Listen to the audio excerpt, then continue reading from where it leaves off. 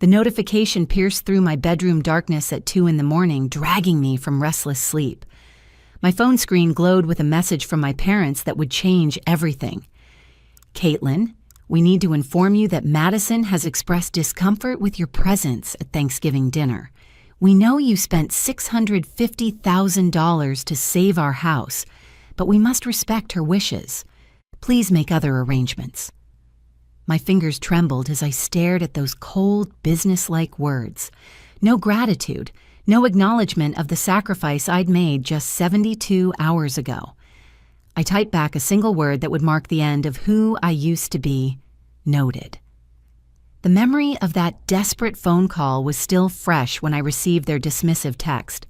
My mother's voice had cracked with panic as she explained how they were 48 hours away from losing the house I'd grown up in. "Caitlin, sweetheart, we've nowhere else to turn.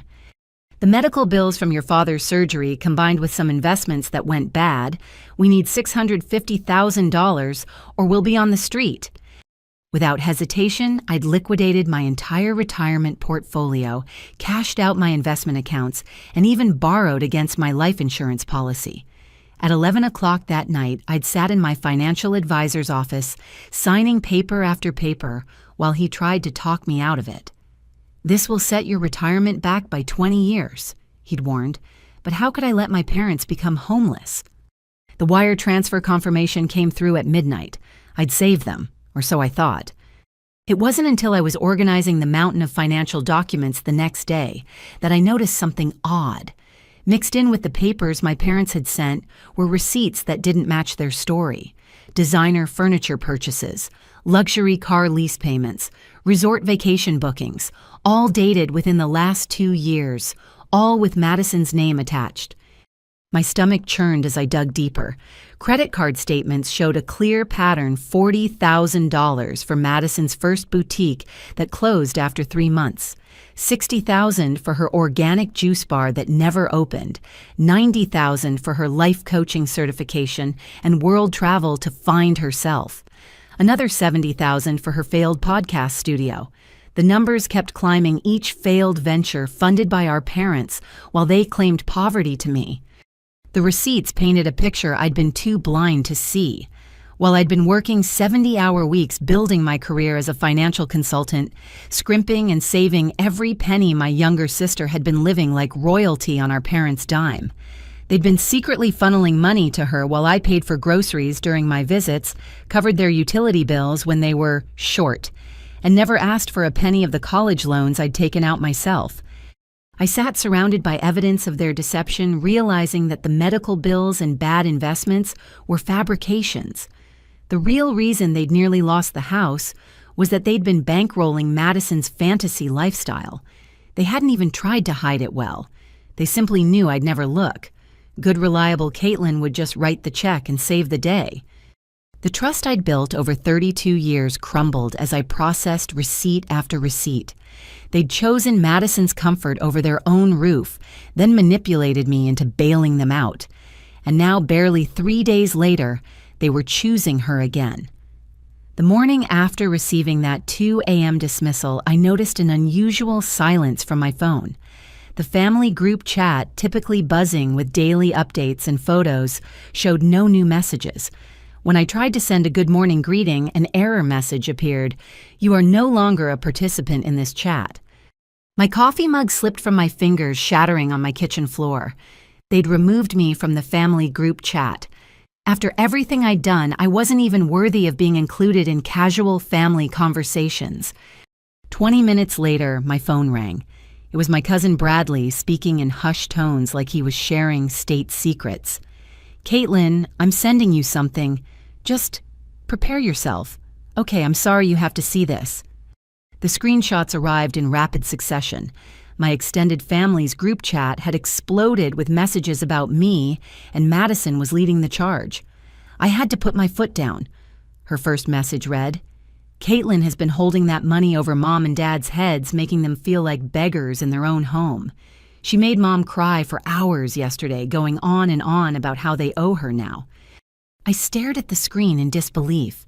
I hadn't spoken to my mother since sending the wire transfer confirmation. The lies continued, each more elaborate than the last. Madison claimed I'd threatened to take the house back if they didn't follow my rules. She said I'd demanded receipts for every purchase they made. According to her fiction, I'd even insisted on having my name added to the deed. The responses from family members I'd helped over the years cut deeper than Madison's lies. Aunt Dorothy, whose chemotherapy treatments I'd paid for when her insurance wouldn't cover experimental drugs, wrote, "I always knew Caitlin had a controlling side. Money changes people." Uncle Robert, whose son I'd helped through college, added, "This is what happens when you lord your success over family. Madison, you're right to protect your parents from that toxicity." My grandmother's sister, Great-Aunt Patricia, whom I'd moved into a better care facility last year, chimed in. "Young people today think money makes them superior. In my day, we helped family without making them grovel." The betrayal multiplied with each message. These weren't strangers. These were people I'd sacrificed for celebrated with loved unconditionally. They swallowed Madison's poison without questioning a word. Bradley's voice message came through next. "There's more, Caitlin. I'm so sorry. Madison told everyone you only gave $50,000, not the full amount. She's saying you're exaggerating to make yourself look better." I scrolled through more screenshots. Madison had crafted an elaborate narrative where she was the protective daughter, shielding our parents from their ungrateful eldest child. She'd even posted old photos of herself with our parents, captioned with quotes about true family bonds that money can't buy. The final screenshot showed a message I'll never forget. Madison had written, "I've decided Thanksgiving should be about gratitude and peace." Caitlin's negative energy would ruin that for everyone. Sometimes loving someone means protecting others from their worst impulses. 53 family members had liked her message. 53 people who'd eaten at my table, borrowed money they'd never repaid, called me when they needed help, had decided I was the villain in this story. I spent the rest of that morning on my bathroom floor processing the calculated cruelty of it all. Madison hadn't just convinced our parents to uninvite me, she'd poisoned my entire extended family against me. While I'd been quietly helping everyone, she'd been building her narrative of the selfish, controlling sister. And when the time came to strike, she'd executed her plan perfectly. 3 days later, I was leading a crucial client presentation when our conference room door burst open. Madison stood there dressed in a designer suit I had no doubt our parents had purchased her face, twisted in theatrical concern. "I'm so sorry to interrupt," she announced to the room full of executives from our biggest potential client. "But this is a family emergency. Caitlin, we need to talk about what you're doing to our parents." My boss, Richard Steinberg, looked between us with raised eyebrows. The 5 executives from Morrison Industries shifted uncomfortably in their seats. I'd been working on their account for 6 months, and we were minutes away from signing a $12 million contract. "Madison, this is neither the time nor place," I said, fighting to keep my voice steady. "Please wait in the lobby and we can speak after my meeting." She stepped further into the room, her heels clicking against the marble floor like gunshots. "This can't wait. Our mother is having chest pains from the stress you've caused. Dad's blood pressure is through the roof, and you sit here in your fancy office playing executive while destroying our family." "Security," I managed to say, reaching for the conference phone. But Madison was on a roll, her voice rising with practiced emotion. "You gave them that money just so you could control them. You think you can buy their love, buy their obedience. They're not your employees, Caitlin. They're human beings." Mr. Morrison, the CEO, whose business we were courting, stood up. "Perhaps we should reschedule this meeting." "No, please," I started, but Madison cut me off. $650,000, she shrieked. She claims she gave them $650,000. Can you believe that lie? My sister has always had delusions of grandeur, but this is a new low. 50,000 maybe. But she's multiplying it by 13 to make herself look like some kind of savior. 2 security guards finally arrived, moving toward Madison. She backed away, but not before delivering her final performance. "I'm leaving, but everyone here should know the truth about Caitlin. She destroys everything she touches. Ask her why her fiancé left. Ask her why she has no real friends. Ask her why her own family can't stand to be around her. The guards escorted her out as she continued shouting accusations down the hallway. The conference room fell into excruciating silence. I stood there, my carefully prepared presentation forgotten, watching my professional reputation crumble in real time. "I apologize for the disruption," I said quietly. "Shall we continue with the presentation?" Mr. Morrison's expression was sympathetic but firm. "I think we need some time to reconsider this partnership. We'll be in touch." They filed out one by one, avoiding eye contact. 6 months of work gone. Richard remained seated, his fingers steepled under his chin. We sat in silence for a full minute before he spoke.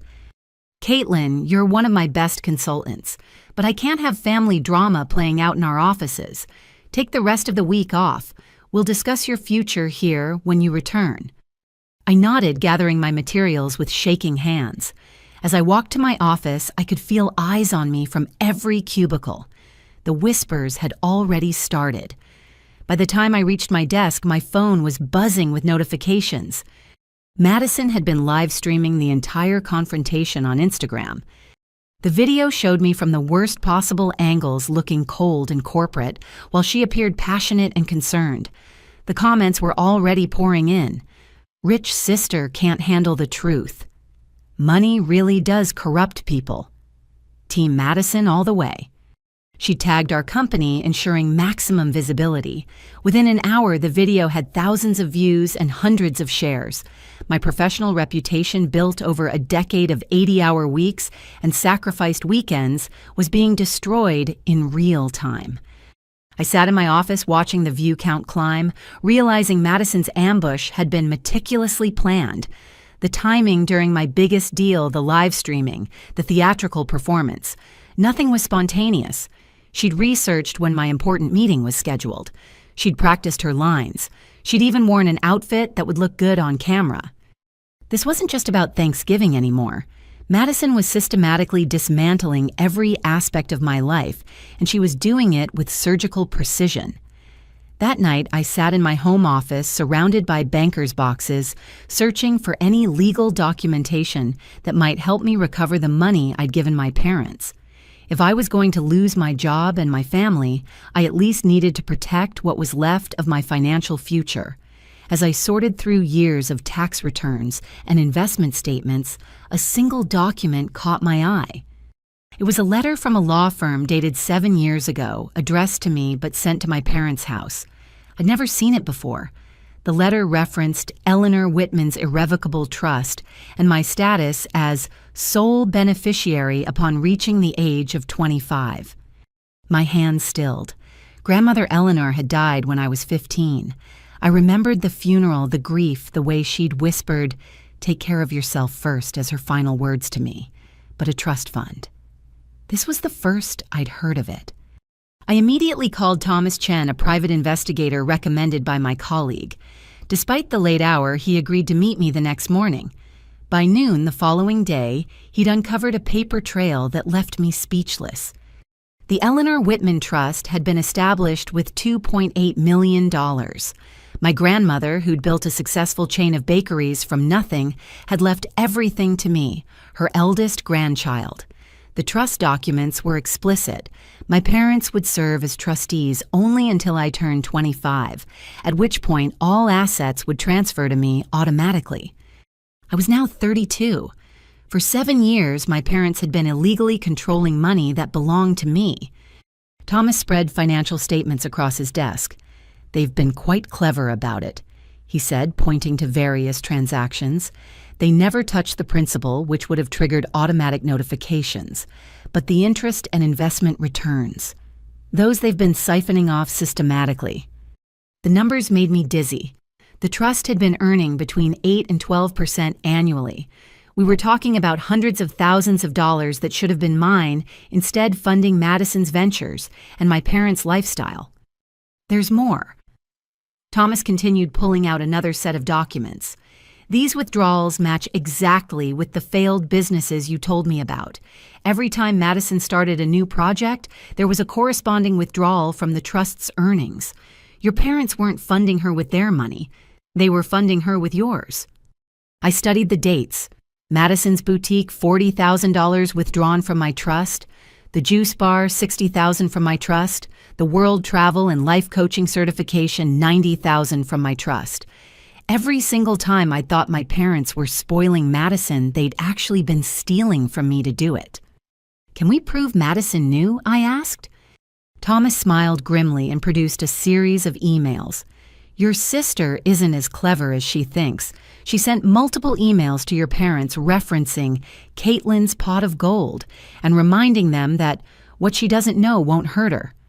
This one here explicitly states, just keep her in the dark until we've set ourselves up properly. The betrayal deepened with each document. Not only had they stolen from me, they'd conspired together to do it. While I'd been working myself to exhaustion, proud of being independent and never asking for help, they'd been helping themselves to my inheritance. What about the bank? I asked. How did no one notice? Your parents had themselves listed as trustees with full authority, Thomas explained. Banks don't typically question trustees, especially parents. They filed all the required paperwork to make it look legitimate. The only reason this is illegal is that they never notified you when you turned 25 and never transferred the assets. I thought about all the times my mother had cried about their financial struggles, the guilt trips about how hard they'd worked to raise us, the subtle comments about how lucky I was to have a good job while they struggled. All of it had been performance art designed to keep me from asking questions while they plundered my inheritance. There's sufficient evidence here for criminal charges, Thomas said carefully. Breach of fiduciary duty at minimum, likely fraud and embezzlement as well. The question is, what do you want to do? I stared at the evidence of their calculated betrayal. They hadn't just taken my money, they'd taken my grandmother's final gift to me. Eleanor Whitman had built her business empire from nothing, working 18-hour days in her bakery, saving every penny to leave something for her grandchildren. She'd trusted her son and daughter-in-law to protect that legacy for me. Instead, they'd treated it like their personal piggy bank funding Madison's dreams, while I struggled to pay off student loans they knew I didn't need to carry. Every sacrifice I'd made, every overtime shift, I'd worked, every vacation I'd skipped to save money, all of it unnecessary if they'd simply given me what was mine. The cruelest irony, I'd just liquidated my entire retirement to save them from a crisis they'd created by stealing from me in the first place.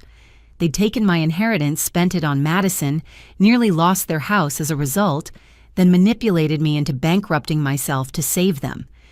And now they wouldn't even let me come to Thanksgiving dinner. Thanksgiving morning arrived with an Instagram notification that made my blood run cold.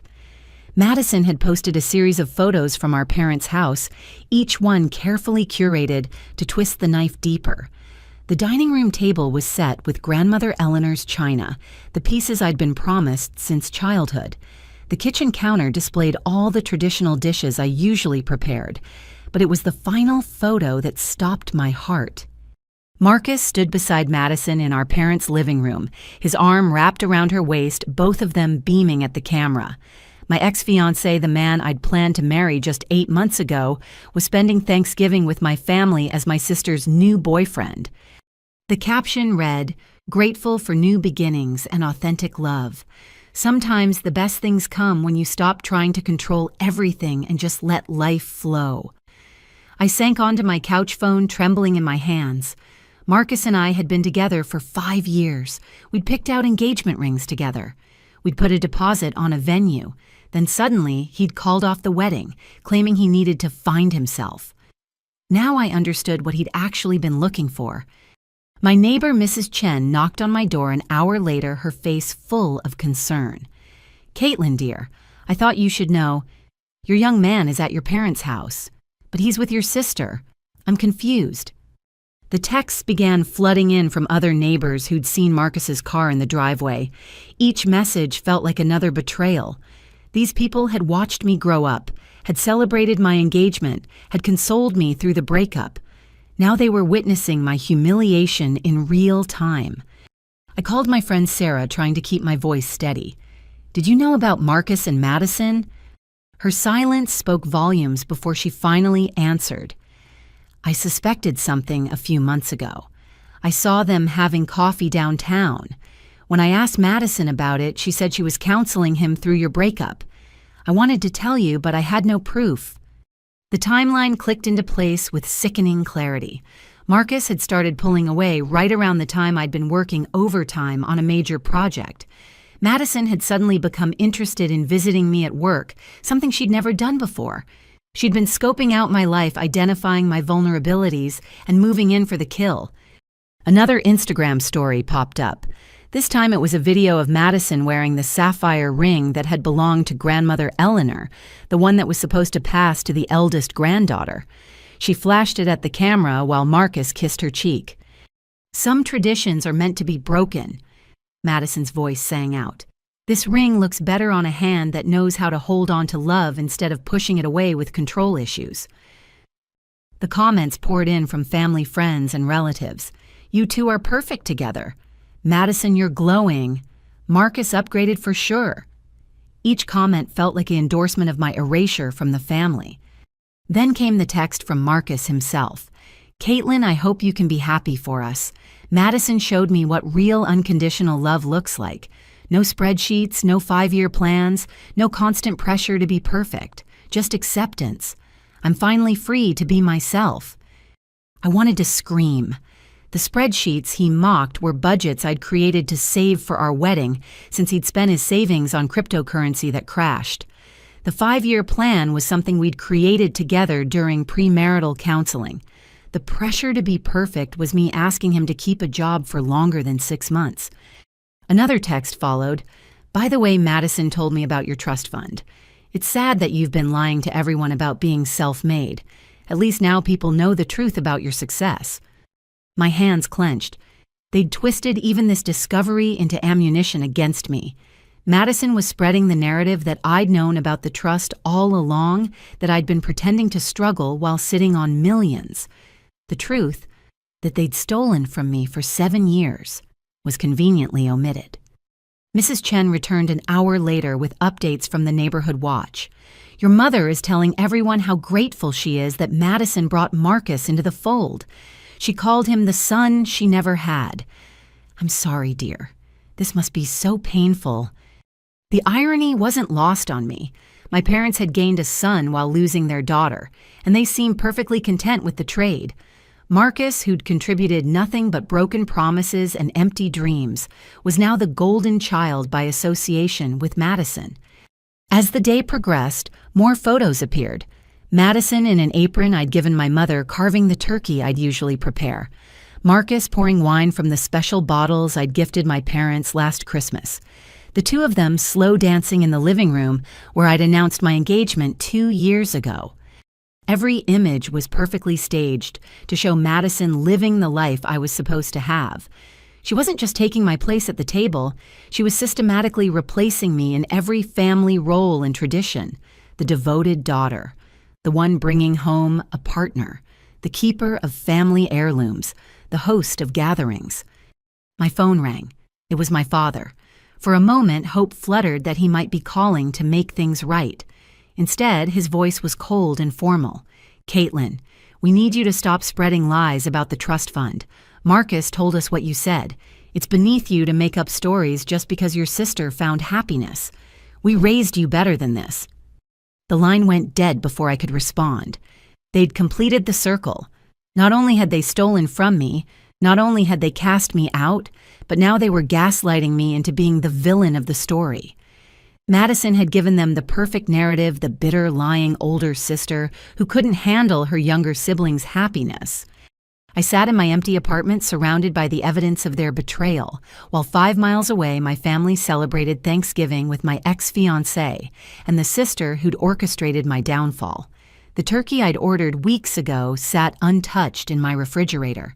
The pie I'd baked out of habit cooled on my counter. Everything I'd prepared for a celebration I'd been barred from attending.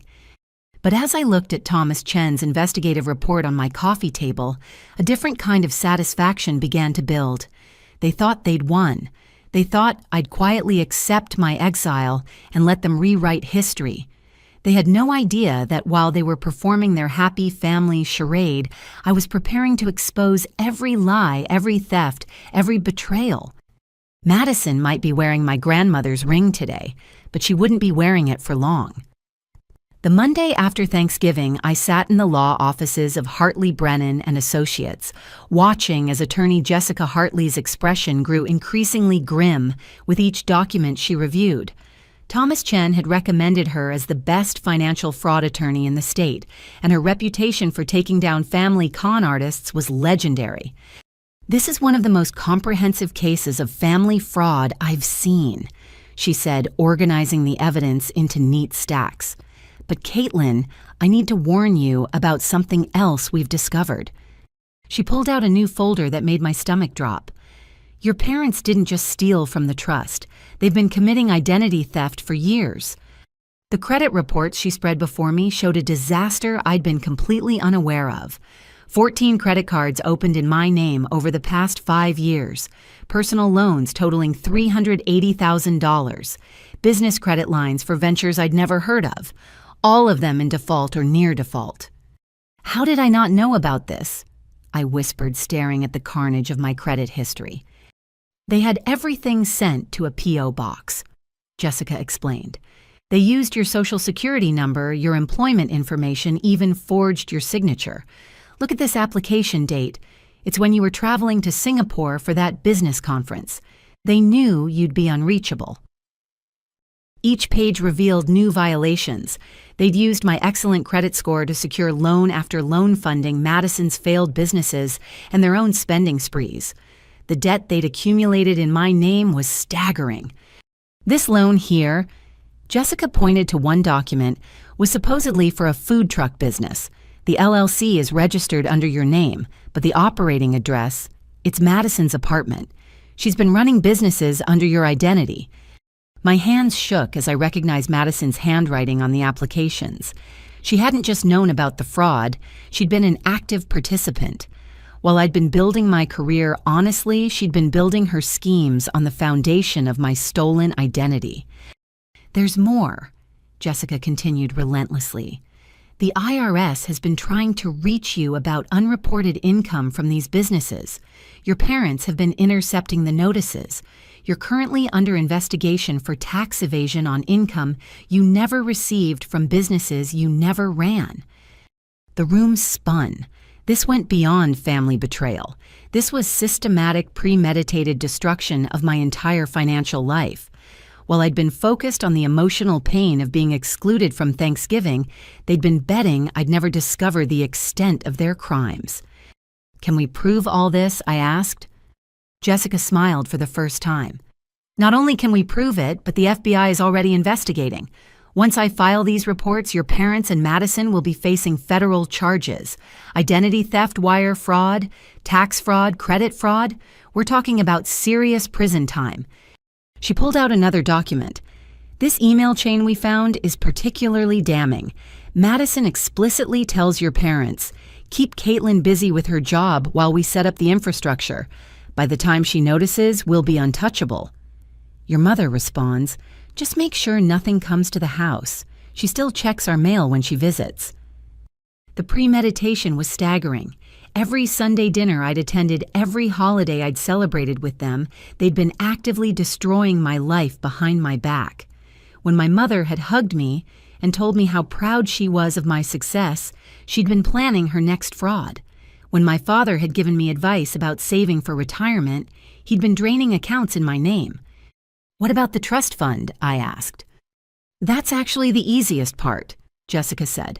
"The forensic accountants have already traced every penny. Your parents will have to pay back everything they took, plus interest, plus penalties. We're looking at close to $4 million in restitution, and that's before we add damages for the identity theft." I thought about their house, the one I'd just saved from foreclosure. "They don't have that kind of money."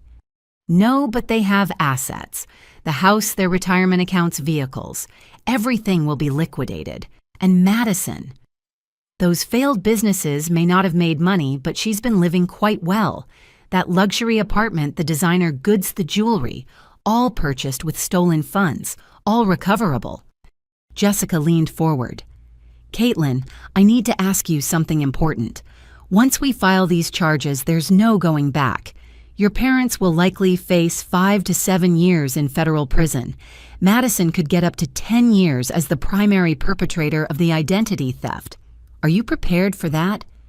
I thought about the text message that had started this revelation, how coldly they'd dismissed me after I'd saved them, how Madison had smiled while stealing my life piece by piece, how they'd welcomed my ex-fiancé into the family while painting me as the villain.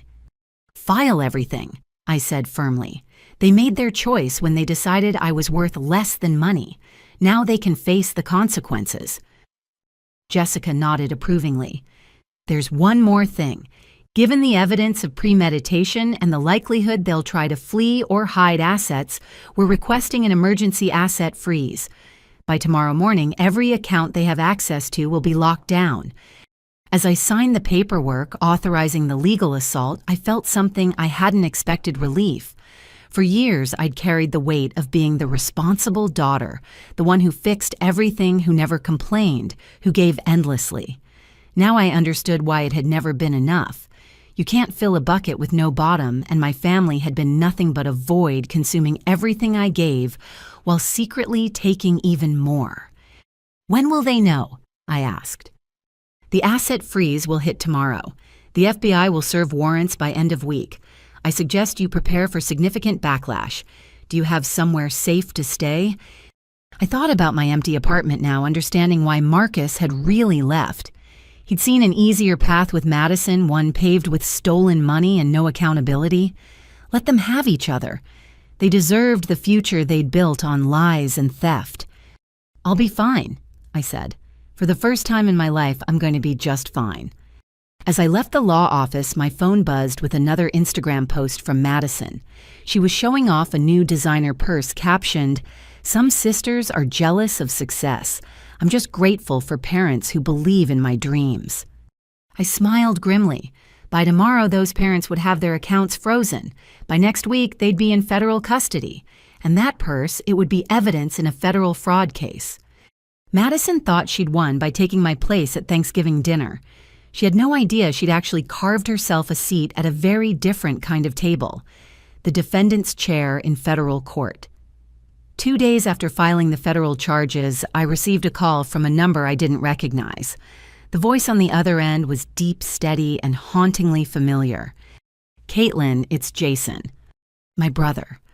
I hadn't heard from him in 14 years, not since he'd packed a single duffel bag and disappeared on his 18th birthday, leaving only a note that said, "I can't do this anymore."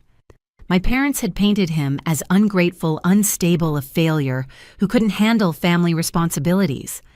Madison had been too young to remember him clearly, but I'd never forgotten the brother who'd taught me to ride a bike and defended me from schoolyard bullies.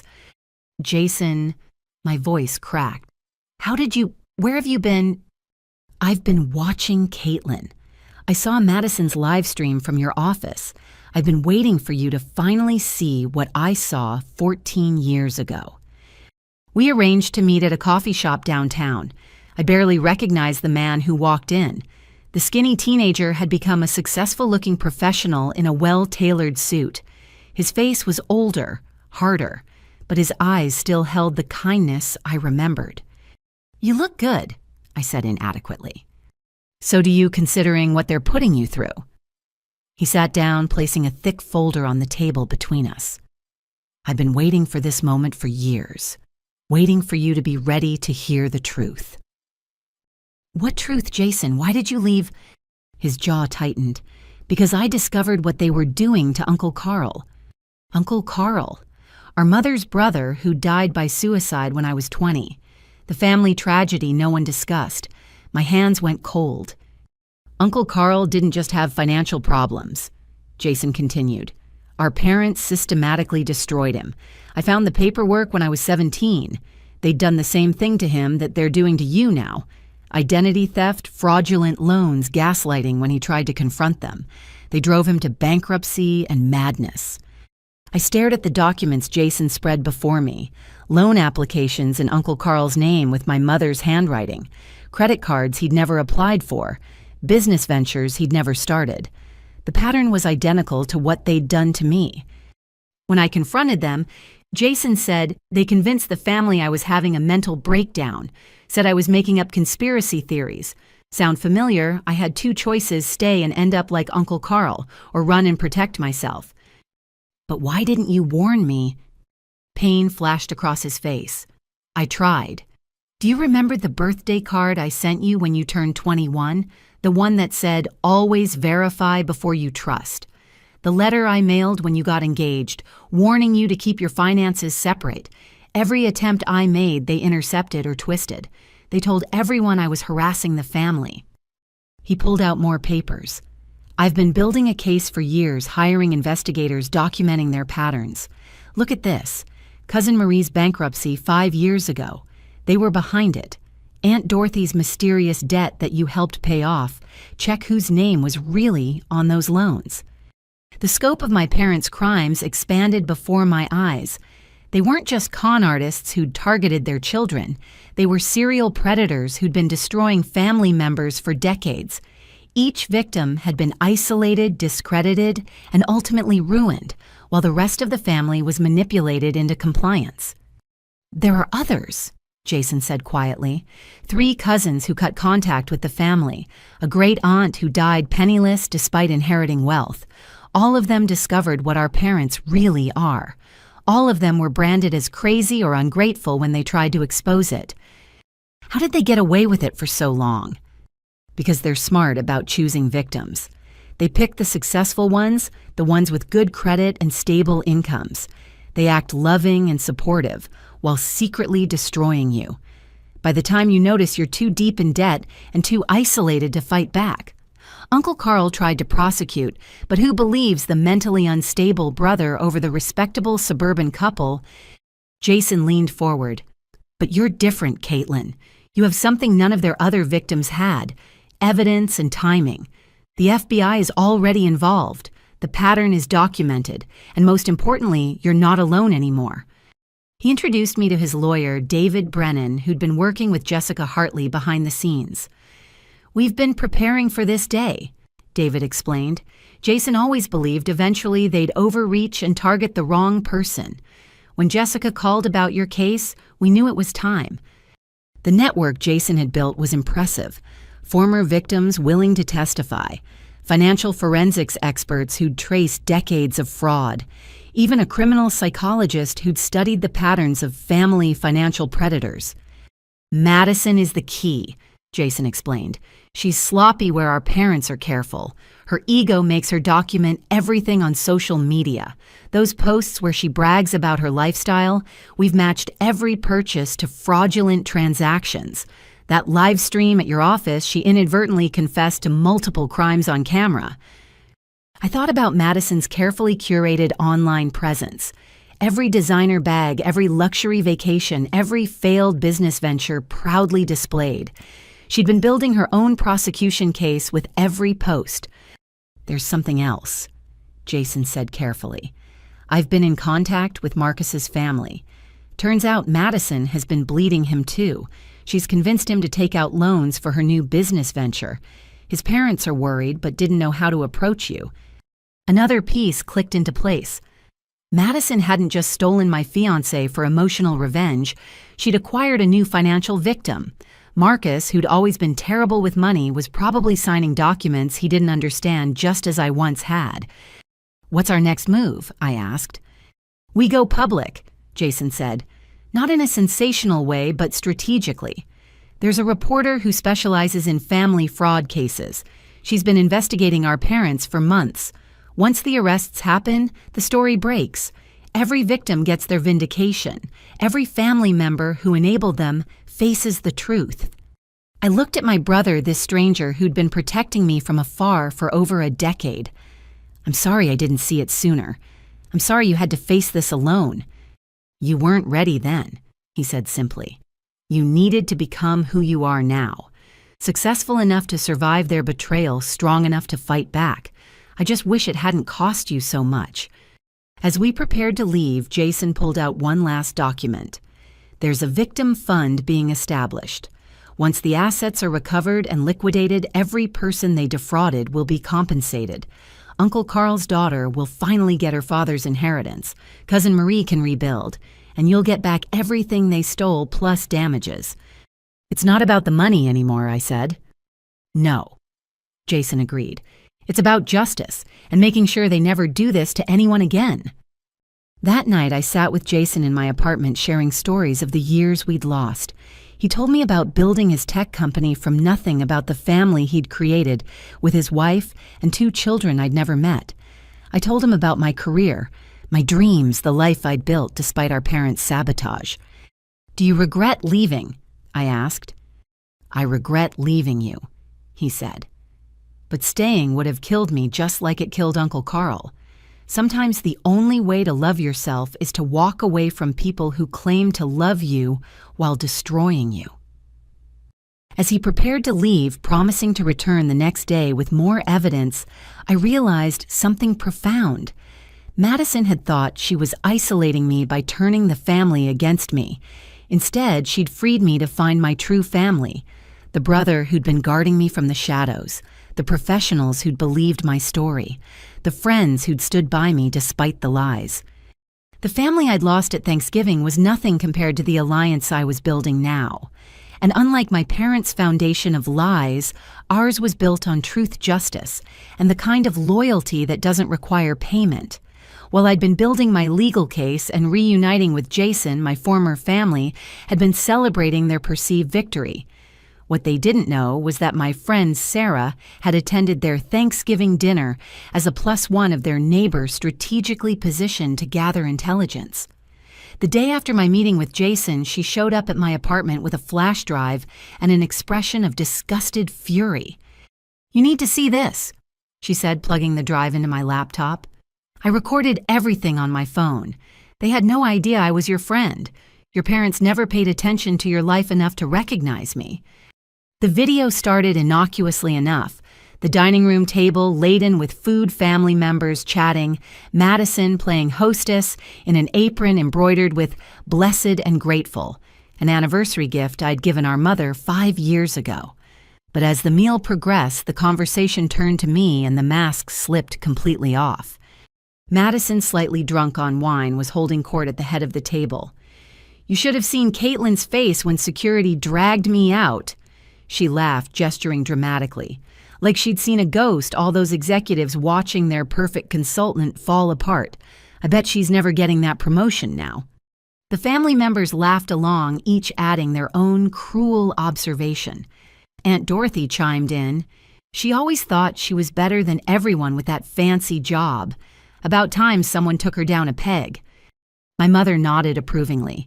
"We did her a favor, really. All that money was making her impossible. Now maybe she'll learn some humility." "The best part," Madison continued refilling her glass, "is that she actually believes she gave us $650,000. Mom, tell them how much it really was." My mother smirked. "70,000. The rest came from other sources. But let her think she's some kind of savior. It keeps her from asking questions." Sarah's camera caught my father's uncomfortable shift, but he said nothing to correct the lie. They were openly admitting to everyone that they'd deceived me about the amount, letting me believe I'd sacrificed my entire retirement when I'd only provided a fraction of what they'd claimed they needed. Marcus laughed along with the rest. "She tried to control every aspect of our relationship with those spreadsheets and plans. Thank God Madison showed me what real spontaneity looks like." "Oh, honey." Madison cooed. "Caitlin never understood that love isn't about planning. It's about passion. Speaking of which," she raised her glass, "I have an announcement." The table fell silent as Madison stood swaying slightly. "Marcus and I are starting a new business together, a lifestyle brand that celebrates authentic living. No corporate nonsense, no spreadsheets, just pure entrepreneurial spirit." The family applauded while my stomach turned. Another business venture, another victim, another scheme. But then Madison said something that changed everything. And the best part, we already have our seed funding secured. Amazing what you can accomplish when you have the right resources.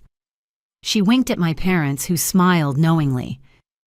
Tell them about the plan, my mother encouraged. Madison's eyes gleamed with malice. Well, once Caitlin realizes she's lost everything, her family, her fiancé, probably her job, she'll be vulnerable, desperate. That's when we offer to help her, bring her back into the fold, but on our terms. Get her to sign a few documents for her own good, maybe give her power of attorney to help manage her obvious mental health crisis. She'll need looking after, my father added, finally speaking.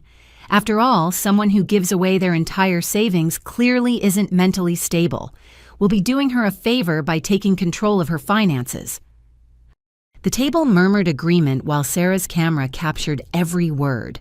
They weren't satisfied with what they'd already stolen. They were planning to take everything I had left by having me declared mentally incompetent. But what if she fights back? Uncle Robert asked. Madison laughed. With what I've destroyed her reputation at work, the family thinks she's a controlling monster. Marcus will testify about her instability. By the time we're done, she'll be begging us to help her. It's for her own good, my mother insisted. Caitlin never knew how to enjoy life. Always working, always planning, never spontaneous. Once we have control, we can teach her how to really live. The irony of criminals who'd stolen millions talking about teaching me how to live was staggering. But the video wasn't done with revelations. Show them the ring, baby, Marcus said, and Madison flashed Grandmother Eleanor's sapphire. It's beautiful, Aunt Patricia cooed. Eleanor always said it would go to the eldest granddaughter. Well, Madison smirked, she never met me. Besides, Caitlin wouldn't appreciate it. She'd probably just lock it in a safety deposit box instead of wearing it. Some people don't understand that beautiful things are meant to be enjoyed. Like the trust fund, my mother added, then caught herself. But the wine had loosened her tongue too much. What trust fund? A cousin asked. My parents exchanged looks, but Madison was too drunk to notice their warning. Oh, Caitlin's trying to claim Grandma Eleanor left her some trust fund. Complete fantasy, of course. She's making up stories to make us look bad, as if we'd ever keep something like that from her. The lie was so smooth, so confident that even I might have believed it if I hadn't seen the evidence. But Sarah's camera caught something else. Jason's ex-girlfriend's mother, Patricia Stern, sitting at the far end of the table, her expression troubled. She knew something. As the dinner continued, more revelations spilled out. They discussed their plans to sell certain items from the house, items I now realized were probably mine by rights. They laughed about the cousin whose credit they'd destroyed. They even joked about Uncle Carl calling him too sensitive to handle family business. The final straw came during dessert. Madison pulled out her phone to show off her latest Instagram post, a photo of the whole family gathered around the table with the caption, "Thankful for family who shows their love through actions, not control. Sometimes you have to cut out the toxic people to let the healthy ones flourish." How many likes? My mother asked eagerly. Over 3,000. And look at these comments. Everyone agrees Caitlin was the problem. I've had 6 people reach out privately to share their own stories of controlling siblings. They were turning me into a cautionary tale, a social media villain to fuel their narrative. But in their arrogance and intoxication, they'd revealed their entire playbook. Sarah had recorded everything. The admission of fraud, the plan to have me declared incompetent, the acknowledgement of the trust fund they claimed didn't exist, even their casual cruelty about Uncle Carl's death. "I need to use the restroom," Sarah said on the video, and the recording shifted. She'd found my father's study and quickly filmed visible documents on his desk, bank statements, legal papers, correspondence with lawyers. One envelope caught her attention. Caitlin Whitman conservatorship proceedings. They'd already started the legal process to gain control of my life. The video ended with Sarah returning to the dining room in time to hear Madison's final toast. To family, the ones who matter anyway, and to Caitlin, May she find the help she clearly needs, preferably far away from us. The room erupted in laughter and clinking glasses. I sat in stunned silence after the video ended. Sarah squeezed my hand. I'm so sorry you had to see that, but you needed to know what you're really dealing with. They're monsters, I whispered. Yes, she agreed, but they're stupid monsters. They just confessed to multiple crimes on camera. Jessica is going to have a field day with this. I thought about my family sitting around that table celebrating my destruction while planning to steal even more. They'd taken my money, my fiancé, my reputation, and now they wanted my freedom. The parents who were supposed to protect me were plotting to have me declared incompetent. The sister I'd helped raise was orchestrating my complete destruction. The family I'd sacrificed for was toasting to my downfall. But they'd made one crucial mistake. They'd assumed I was alone, broken, defeated. They had no idea that while they'd been recording their cruelty on Instagram, Sarah had been recording their crimes in high definition. While they'd been planning my conservatorship, I'd been building a federal case. While they'd been toasting to my exile, Jason and I had been preparing for war. Send the video to Jessica and Jason. I said, my voice steady now. And Sarah, thank you. You risked a lot going there. That's what real family does, she said simply. We show up. As she left, I realized the truth in her words. My blood family had shown me who they really were that Thanksgiving. But my chosen family, Sarah, Jason, even Jessica and Thomas, had shown me something far more powerful, that love isn't about DNA or obligation. It's about choosing to stand by someone when standing by them costs you something. Madison thought she'd won by stealing my seat at the Thanksgiving table. She had no idea she'd actually given me the greatest gift possible, freedom from the delusion that they'd ever really loved me at all. The following week brought an unexpected turn when Richard Steinberg called me into his office. I'd been dreading this meeting since Madison's public spectacle, certain it would end with my termination. Instead, Richard gestured for me to sit and pulled out a folder that made my pulse quicken. Caitlin, I need to discuss something with you. After your sister's performance, I had our security team do some digging. What they found is quite interesting. He spread out several documents across his mahogany desk. My heart nearly stopped when I recognized them. Employment applications, background check forms, reference letters, all bearing Madison's name and all claiming credentials she didn't possess. Your sister applied to our firm 6 months ago, Richard continued. She listed you as a reference without your knowledge, claimed to have an MBA from Wharton, and provided falsified employment history with 3 Fortune 500 companies. Our HR flagged it immediately as fraudulent. I stared at the papers, seeing Madison's elaborate lies spelled out in black and white. She'd claimed to be a senior financial analyst at companies that had never heard of her. The recommendation letters were forgeries. Even her undergraduate degree was fabricated. She dropped out of community college after 1 semester. And there's more, Richard said, pulling out another set of documents. She's applied to 12 other firms in the city using similar false credentials. Each application lists different references, different educational backgrounds, but always claims extensive experience in financial consulting. She's been trying to infiltrate your professional world for months. The pattern was clear now. Madison hadn't just wanted my family and fiancé. She'd been systematically trying to invade every aspect of my life, including my career. The office confrontation hadn't been spontaneous. It had been revenge for being rejected by the professional world I'd worked so hard to enter. Why are you showing me this? I asked carefully. Richard leaned back in his chair, studying me. Because I've been where you are. 20 years ago, my brother tried to destroy my career out of jealousy. I know what it's like to have family become your worst enemy. But I also know something else. The best revenge is spectacular success. He pulled out one final document. This is a cease and desist letter our legal department has prepared.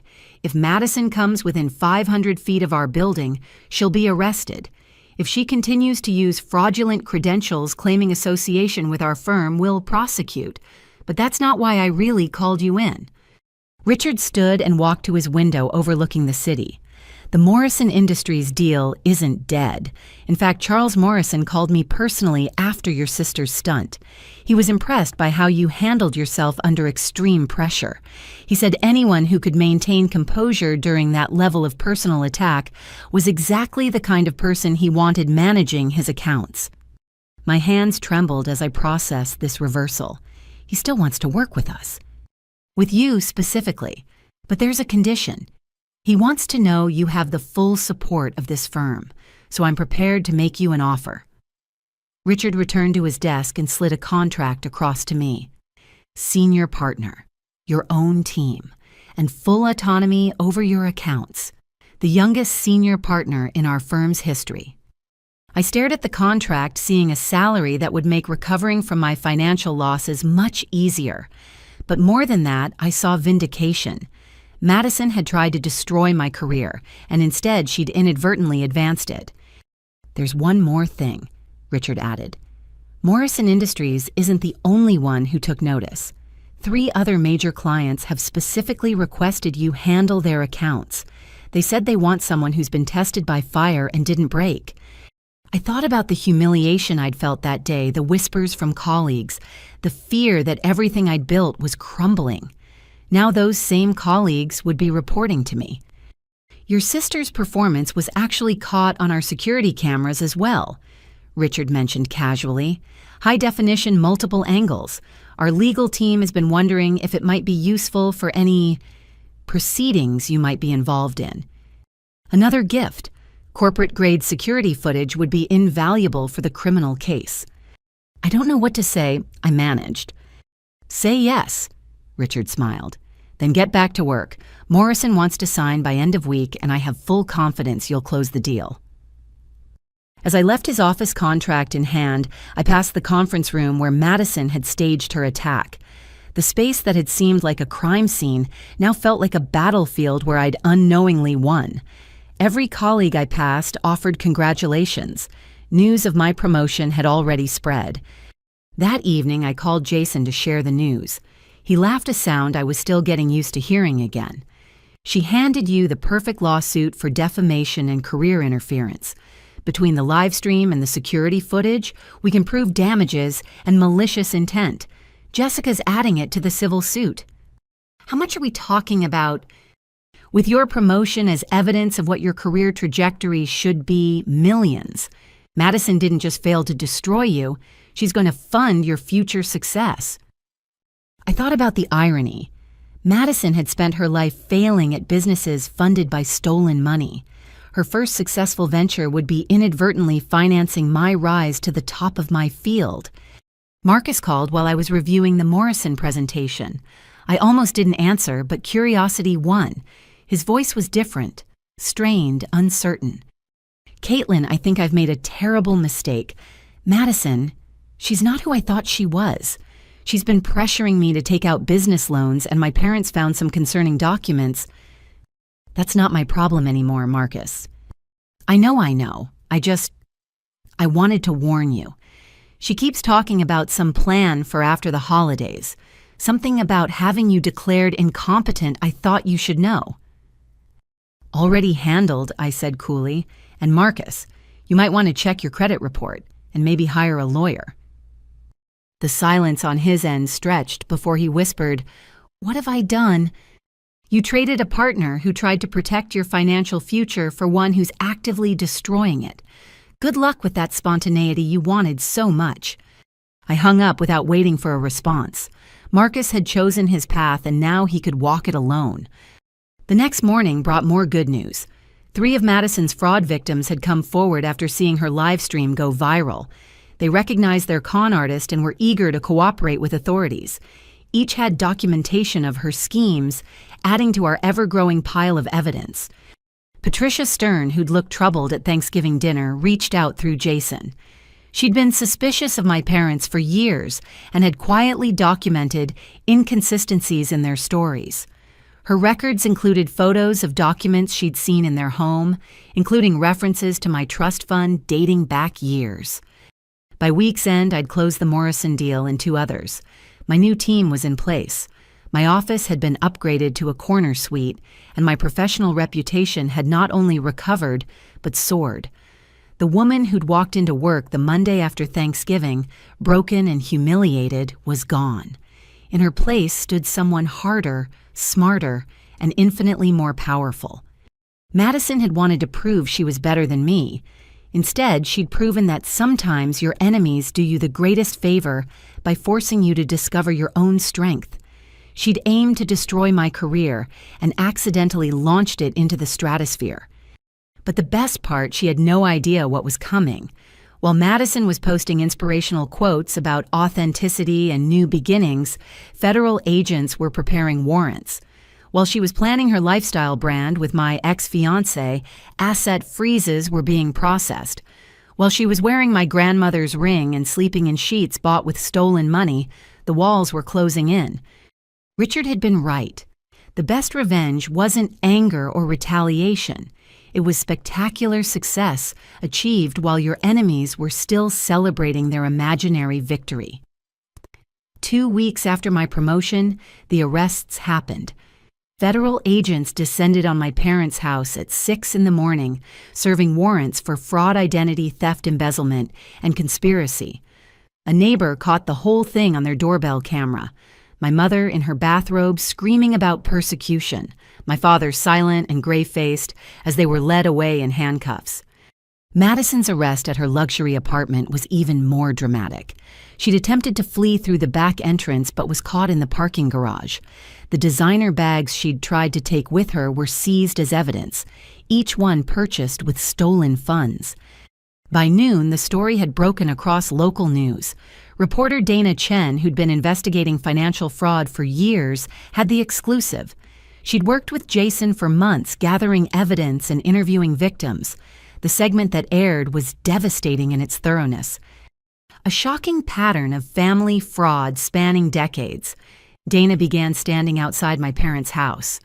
What started as an investigation into identity theft has uncovered a web of deception affecting at least 12 victims over 25 years. The report included interviews with victims I'd never known existed. Cousin Marie broke down describing how she'd lost her business and nearly became homeless. An elderly great-aunt revealed she'd been bilked out of her entire savings. Most devastating was the interview with Uncle Carl's daughter, Emma, who spoke publicly for the first time about her father's death. He tried to tell people what was happening. Emma said, tears streaming, but they were so good at making him look unstable. By the time anyone believed him, it was too late. He left me a letter explaining everything, but I was too young and scared to act on it then. The news showed Madison's Instagram posts side by side with bank records showing the fraudulent transactions that funded each purchase. Her carefully curated lifestyle was exposed as a criminal enterprise built on family betrayal. Then came the corporate fraud revelations. 3 business owners came forward describing how Madison had conned them with fake credentials and promises of connections through her successful consultant sister. The total damages were staggering. But the most damaging revelation came from an unexpected source. Marcus's mother, Elizabeth Morrison, gave an exclusive interview. I hadn't known Marcus's family owned Morrison Industries. He'd always claimed to be estranged from them due to their obsession with money. My son has always been vulnerable to manipulation, Elizabeth said carefully. When he met Madison at what we now know was a calculated encounter, she immediately began isolating him from family and friends who might warn him. She's currently pressuring him to take out significant loans for another fraudulent business venture. The reporter pressed for details about Madison's methods. Elizabeth's response was chilling. She studies her targets. She knew my son had been engaged to Caitlin, so she researched everything about their relationship. She presented herself as everything Caitlin wasn't. Spontaneous, carefree, non-judgmental about his financial irresponsibility.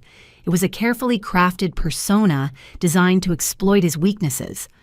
The interview cut to security footage from Marcus's apartment building, showing Madison going through his mail photographing documents and even accessing his laptop while he slept. His family had hired private investigators when they became suspicious, and the evidence was damning. Dana Chen returned on screen with breaking news. We've just received word that Madison Whitman has been denied bail due to flight risk. Prosecutors say she had tickets booked under an alias and was attempting to transfer funds offshore when arrested. The community response was immediate and harsh. The church my parents had attended for 30 years released a statement distancing themselves and revealing that funds raised for a mission trip had mysteriously disappeared. Their country club revoked their membership after discovering years of unpaid dues covered by bad checks. Neighbors who defended them were calling reporters with their own suspicious stories. Sarah called me as I watched the coverage from my office. "Check Madison's Instagram," she said. Madison's account had exploded with comments from victims and supporters of victims. Every post where she'd flaunted stolen goods was flooded with angry responses. Someone had created a spreadsheet tracking each purchase to its fraudulent funding source. The lifestyle brand announcement with Marcus had thousands of comments warning him to run. But the most satisfying moment came when Dana Chen interviewed me outside the courthouse. I'd prepared carefully with Jessica, knowing this moment would define public perception. "Caitlin, your family has painted you as controlling and vindictive. How do you respond?" I looked directly into the camera, thinking of every victim who'd been silenced and discredited. For years, I believed love meant giving everything without question. I thought family meant accepting behavior that I'd never tolerate from strangers. What I've learned is that when someone shows you who they really are, believe them the first time. And when family becomes your enemy, you have the right to protect yourself. What would you say to other victims of family financial fraud? You're not crazy. You're not ungrateful. You're not alone. Document everything, seek legal help, and remember, blood doesn't give anyone the right to destroy your life. The interview went viral within hours. Messages flooded in from people sharing their own stories of family betrayal. A hashtag began trending, "Family Fraud Survivor." The narrative Madison had tried to control was completely out of her hands. That evening, Jason and I met with the other victims at a restaurant downtown. For the first time, Uncle Carl's daughter, Emma, could speak freely about her father. Cousin Marie shared her recovery journey. Others told stories that made my experience seem mild by comparison. "They always use the same playbook," Patricia Stern observed. She'd compiled years of observations into a pattern. Isolate the victim, discredit them to other family members, create financial chaos while maintaining a respectable facade, then gaslight anyone who asks questions. The worst part, Marie added, was how they made me doubt myself. I spent years thinking I was the failure, that I was bad with money, that I deserved what happened. We sat around that table, a dozen victims spanning 3 generations, and found strength in shared truth. The family that had rejected us for refusing to be victims had inadvertently created a stronger bond between us than blood ever could. As we prepared to leave, Emma raised her glass. "To Uncle Carl, he tried to warn us all. Tonight he's finally vindicated." We toasted to a man whose death had been dismissed as weakness, but who'd actually been the first to fight back. His daughter's testimony would be crucial in the trial, finally giving voice to the victim they'd silenced permanently. The next morning brought more revelations. A forensic accountant being interviewed on a financial crimes podcast had analyzed the public evidence. This is one of the most sophisticated family fraud operations I've seen. The fact that they operated for decades shows how powerful family loyalty can be in silencing victims. It often takes an outside force, like federal investigation, to break these patterns. The host asked about recovery for victims. Financial recovery is possible through criminal restitution and civil suits, but the emotional recovery is often harder. These victims have to rebuild their entire understanding of family. I turned off the podcast as my assistant knocked. Morrison Industries had sent a gift basket with a note from Charles Morrison. "Integrity under pressure is rare. We're lucky to have you on our team." But the day's biggest surprise came when Jessica called with news. Madison broke. She's trying to make a deal. She wants to testify against your parents in exchange for a lighter sentence. The irony was perfect. The family who'd operated on blind loyalty was turning on each other the moment consequences arrived. Madison was abandoning the parents who'd enabled her crimes just as they'd abandoned me after taking my money. "What's she offering?" I asked. "Full documentation of your parents' crimes going back 30 years, hidden bank accounts, other victims we don't know about. She's claiming they masterminded everything while she was just a pawn." "Do we need her testimony?" "No," Jessica said firmly. "We have enough to convict everyone, but her testimony would ensure maximum sentences for your parents and reveal any hidden assets we've missed." I thought about my parents sitting in federal custody learning their golden child was betraying them to save herself. They'd created a monster who operated by their own rules, loyalty only until it cost something. Let her talk, I decided. Let them all tear each other apart. That night, alone in my apartment, I reflected on the journey from that 2 a.m. text to this moment of public vindication. The family who'd cast me out for setting boundaries was now exposed as a criminal enterprise. The sister who'd stolen my seat at Thanksgiving was preparing to testify against the parents who'd enabled her. The relatives who'd believed their lies were reaching out with apologies I didn't need or want. But most importantly, the truth was finally free. Every victim had been heard. Every lie had been exposed. Every stolen dollar was being traced and would be returned with interest. The local news ended with an update. Federal prosecutors were recommending 15 to 20 years for my parents and 10 to 12 for Madison pending her cooperation.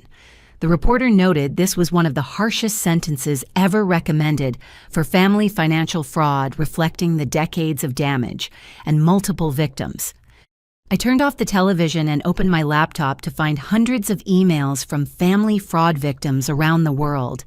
Each one thanked me for going public, for fighting back, for showing them they weren't alone. Madison had wanted to destroy my reputation. Instead, she'd made me a symbol of survival and justice. The family who'd tried to erase me had instead written me into the headlines as the woman who brought down a decades-old criminal conspiracy. Tomorrow would bring more revelations, more interviews, more uncomfortable truths for those who'd enabled my family's crimes. But tonight I sat in peaceful silence, knowing that Uncle Carl was finally at rest and his truth had set us all free. The call from Marcus came at midnight 3 weeks after the arrests. His voice was broken, desperate nothing, like the confident man who'd toasted to his freedom at my family's Thanksgiving table. "Caitlin, I need help. I know I don't deserve it, but I don't know who else to call. Madison, she's destroyed everything." Against my better judgment, I agreed to meet him at a 24-hour diner. The man who walked in looked like he'd aged 10 years in 3 weeks. His designer clothes were rumpled, his face gaunt, his hands shaking as he slid into the booth across from me. "My parents had to get a restraining order against me," he began without preamble. "Madison convinced me they were controlling, that they were the reason our relationship failed. She said they tried to buy you off to leave me." I almost laughed at the irony. "Your mother is Elizabeth Morrison. I had no idea until I saw her interview. You told me your family was middle class, that you were estranged because they were materialistic." Madison coached me on what to say.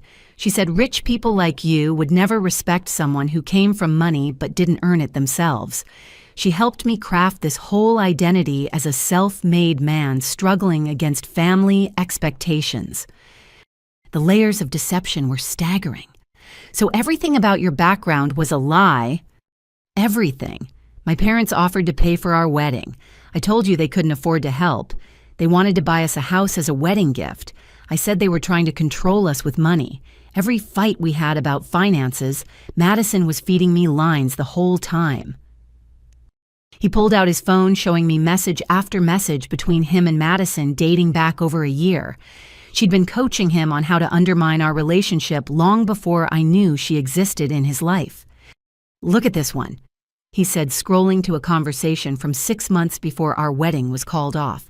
Madison had written, "Tell her you need space to find yourself. Rich girls eat that spiritual journey stuff up. Once you're free, we can implement phase 2. Phase 2. Getting access to your family's money. She researched everything: your grandmother's business, the trust fund, your parents' assets. She knew about the inheritance before you did. The plan was for me to get back together with you after the trust transferred claim, half in an eventual divorce. My stomach turned. But you didn't know I didn't have access to it. Neither did she at first. When she found out your parents controlled it, she pivoted, decided to go through them instead. But she needed me positioned as the heartbroken ex who'd moved on with the better sister. Everything at Thanksgiving, the ring, the photos, the social media posts, all calculated to hurt you so much you'd never suspect we were still targeting your money. Why are you telling me this now? Marcus laughed bitterly. Because she's setting me up to take the fall. My signature is on loan documents I never signed. Business partnerships I never agreed to. She's been using my family's name to run scams. When the feds came calling, guess whose door they knocked on? He showed me documents that made my blood run cold. Madison had forged his signature on loan applications totaling over $2 million. She'd used his family connections to approach investors with fraudulent opportunities. Every document positioned him as the mastermind while she appeared to be just the supportive girlfriend. She's claiming I manipulated her, Marcus continued, that I used my business knowledge to trick her into fronting these schemes. She's got emails from my account I never sent, documents on my computer I never created. She had complete access to everything. Your parents believe you. Now they do. Their security team found footage of her accessing my father's home office during a family dinner. She photographed confidential business documents, copied contact lists, even took pictures of his signature to forge. But the damage is done.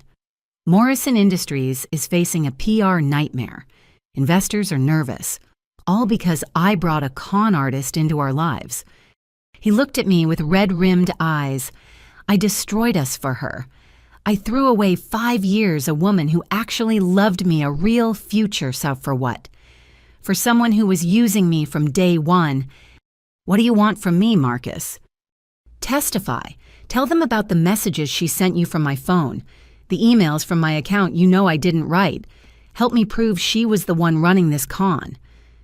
I studied the man I'd once planned to marry. The betrayal still stung, but I could see now how Madison had played him like a virtuoso.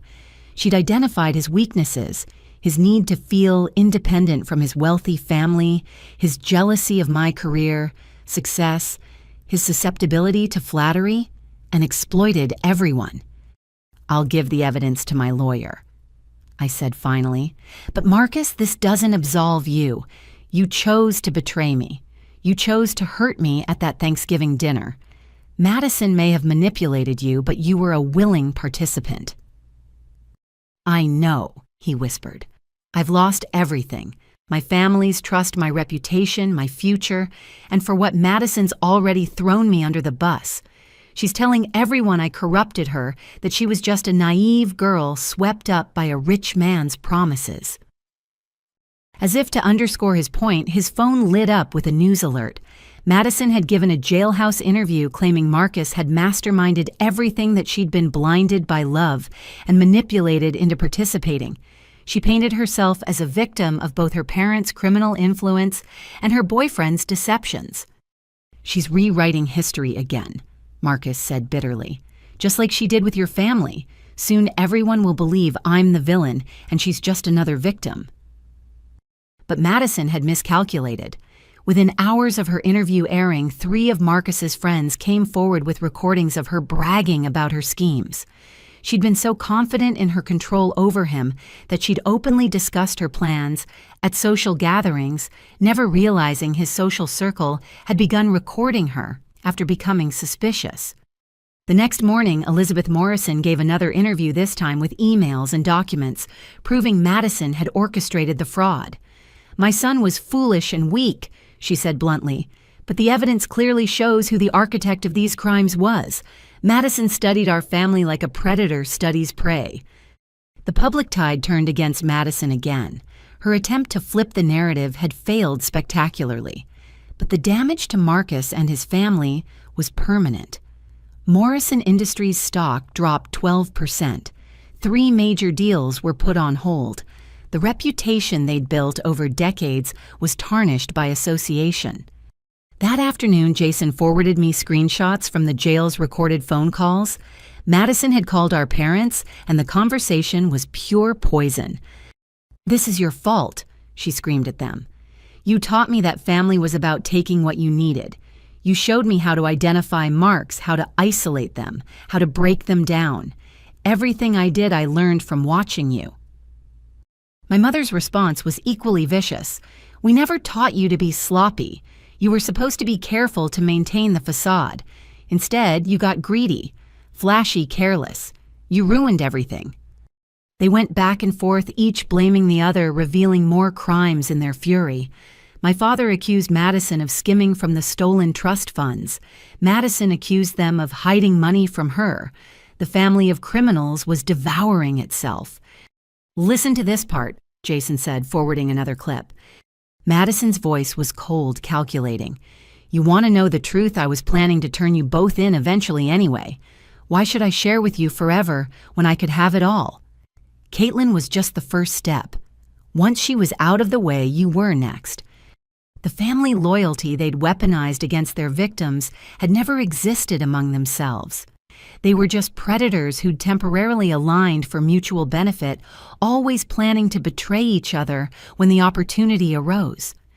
By evening, the full scope of Marcus's situation became clear. The FBI had raided his apartment and found evidence Madison had planted to frame him completely.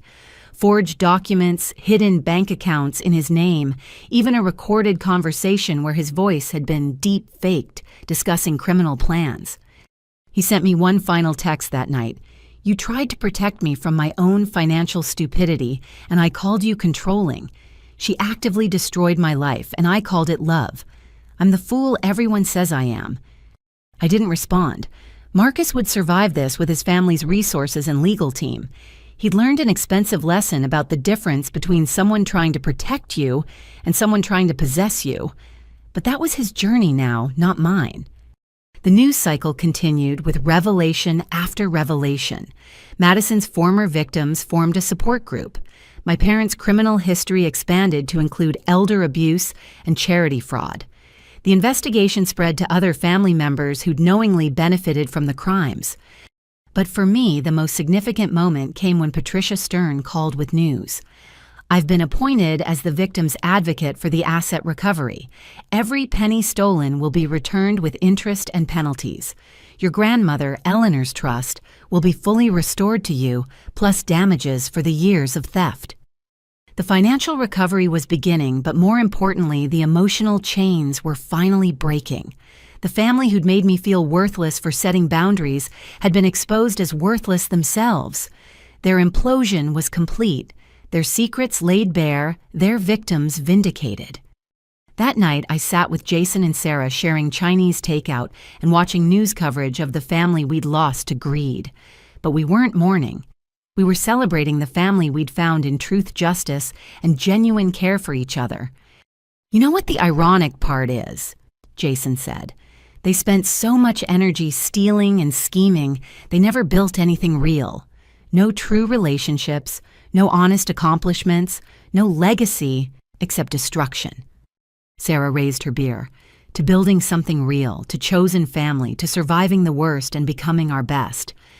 We toasted to our future, while somewhere across town our blood family sat in separate cells, their empire of lies in ruins, finally paying the price for choosing greed over love. 6 months after the arrests, I sat in a federal courthouse conference room facing my parents for the first time since they'd banished me from Thanksgiving. They looked diminished in their orange jumpsuits, my mother's perfectly styled hair now gray at the roots, my father's commanding presence reduced to shuffling shackles. Jessica sat beside me along with federal prosecutor David Martinez and a court reporter. Across the table, my parents huddled with their public defenders. They could no longer afford the high-powered attorneys they'd initially hired. "My clients have agreed to full disclosure in exchange for consideration in sentencing," their lawyer began. "They're prepared to reveal all hidden assets and additional victims."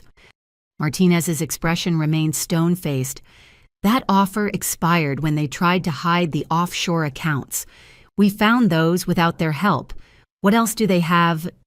My mother looked at me for the first time, her eyes pleading. I stared back unmoved. She'd made her choice in that 2 a.m. text message. Now she could live with the consequences.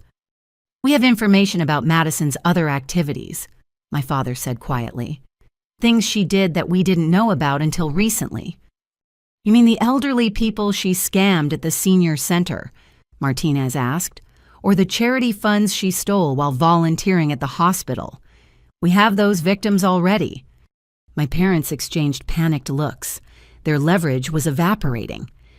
There were more family members involved, my mother blurted out. My sister Helen. She helped us with the identity theft. She works at a bank, had access to systems. And there it was. To save themselves, they were turning on everyone.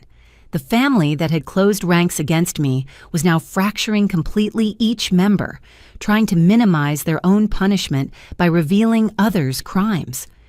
We'll need full documentation, Martinez said, and your testimony at her trial. You want us to testify against family? My father asked, as if the irony wasn't thick enough to choke on. You had no problem destroying your own daughter, Jessica said coolly. Why should your sister be different? The negotiations continued for hours. Each revelation painted a darker picture of the criminal network my family had operated. Aunt Helen had indeed helped them open fraudulent accounts. 2 cousins had knowingly received stolen funds. Even my parents' elderly neighbor had been recruited to cash checks. But the most shocking revelation came when my mother, desperate to reduce her sentence, revealed the truth about Uncle Carl. He was going to expose us, she said flatly. We didn't mean for it to go so far. We just wanted to discredit him, make him look unstable so no one would believe his accusations. But the pressure, it broke him. The room went silent. Even the court reporter paused. Are you admitting to driving Carl to suicide? Martinez asked carefully. We isolated him systematically. My father added, perhaps realizing they'd already crossed a line. Turned his wife against him, his children, his friends, made him question his own sanity, convinced everyone he was paranoid. By the time he realized no one would ever believe him, I thought of Emma Carl's daughter finally understanding the full weight of what had been done to her father. My parents hadn't just stolen from him. They'd orchestrated a psychological torture campaign that ended in his death. We need a break, Jessica said, seeing my face. Outside the conference room, I struggled to breathe. They killed him. They actually killed him. And they just confessed to it, Jessica said grimly. This changes everything. We're no longer just talking about financial crimes. This could be manslaughter, possibly even murder charges. When we returned, Martinez had consulted with his superiors. Based on your admission regarding Carl Whitman's death, we're expanding the investigation. Your cooperation regarding financial crimes won't protect you from those charges. My parents' lawyers requested a private conference. When they returned, their clients looked broken. What do you want? My mother asked me directly, ignoring her lawyer's attempt to silence her. You've won. We're going to prison. Madison's going to prison. You've got your money back. What more do you want? I want the truth, I said. All of it. Every victim, every crime, every lie. I want you to acknowledge what you did to Uncle Carl, to me, to everyone you hurt, and I want you to do it publicly. Public admission means longer sentences, their lawyer warned. Or we can go to trial, Jessica offered. Let a jury hear everything. See how sympathetic they are to people who drove a man to suicide and then stole from his daughter. My father's hands shook as he reached for the water glass. If we do this, full confession, public statement, will you speak at sentencing? Yes, I said. I'll tell the truth about exactly who you are and what you did. They had no good options left. The deal was struck, complete confession and cooperation in exchange for my agreement not to push for the maximum sentences on the financial crimes. The potential murder charges would be handled separately. As we finalized the details, my mother made one last attempt at manipulation. "Caitlin, sweetheart, we're still your parents. Doesn't that mean anything?" "It meant everything," I replied. "That's why your betrayal was so complete. You didn't just steal money. You stole trust, love, and safety. You stole the family I thought I had." "We gave you life," she said desperately. "And then you tried to destroy it when I wouldn't let you control it anymore." The session ended with my parents signing documents admitting to 28 separate instances of fraud, identity theft, and conspiracy. The full amount stolen over the decades exceeded $12 million across all victims. They would be required to liquidate every asset, including items they'd hidden in storage units and safety deposit boxes across 3 states. As they were led away, my father turned back. "I hope you're satisfied." "I'm not," I said honestly. Satisfied would mean having parents who loved me more than money. But since that was never possible, justice will have to do. That evening, the prosecutor called with an update. Based on my parents' confession about Uncle Carl, they were reopening his death as a potential homicide investigation. Emma would finally get answers about her father's death. But the biggest bombshell came from Madison's reaction to her parents' confession. Learning they were cooperating fully, she unleashed her own nuclear option recorded conversations from years ago, where they discussed their crimes in detail, including their plans for me. On the recordings, my mother could be heard saying, "Caitlin's too smart. We need to be more careful with her than we were with Carl. Maybe romance is the weak spot. Get her distracted with wedding planning while we work on the trust." My father's voice responded, "Or we wait. Let her build up her career, her savings. The bigger her success, the more we can eventually take." They'd been planning to destroy me for years, viewing my success, not with pride, but as a resource to eventually plunder. Every proud parent moment had been a performance, while they plotted my financial demise. Madison had apparently been recording them for insurance planning her own eventual betrayal. The student had learned too well from the masters documenting everything for the day she'd need leverage. The recordings also revealed discussions about other family members they'd targeted, charitable organizations they'd defrauded, and elderly victims they'd scammed through my mother's volunteer work. The scope kept expanding, each revelation worse than the last. By the end of the week, 17 additional victims had been identified. The FBI established a hotline for potential victims, and calls poured in. My parents' pictures were shown on national news as an example of how family financial predators operate. Jason and I watched the coverage from my apartment, processing the magnitude of what we'd uncovered. "They weren't just criminals," he said quietly. "They were serial predators who happened to be our parents. At least now we know why we always felt like something was wrong," I replied. That feeling that love was conditional, that we were being evaluated rather than cherished. It was real. The settlement negotiations had revealed more than just hidden assets and additional crimes. They'd exposed the fundamental truth we'd never had parents.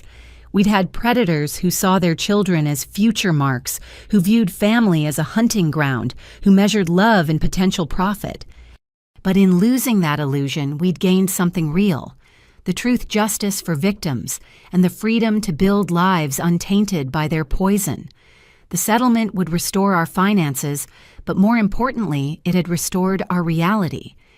The family we'd thought we'd lost had never existed, and the family we'd found in each other in truth and mutual support was worth more than any inheritance they could have stolen.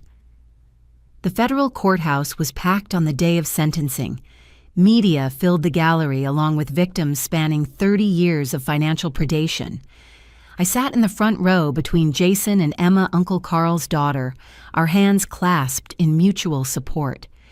Madison entered first, her designer clothes, replaced by a conservative suit her lawyer had clearly chosen.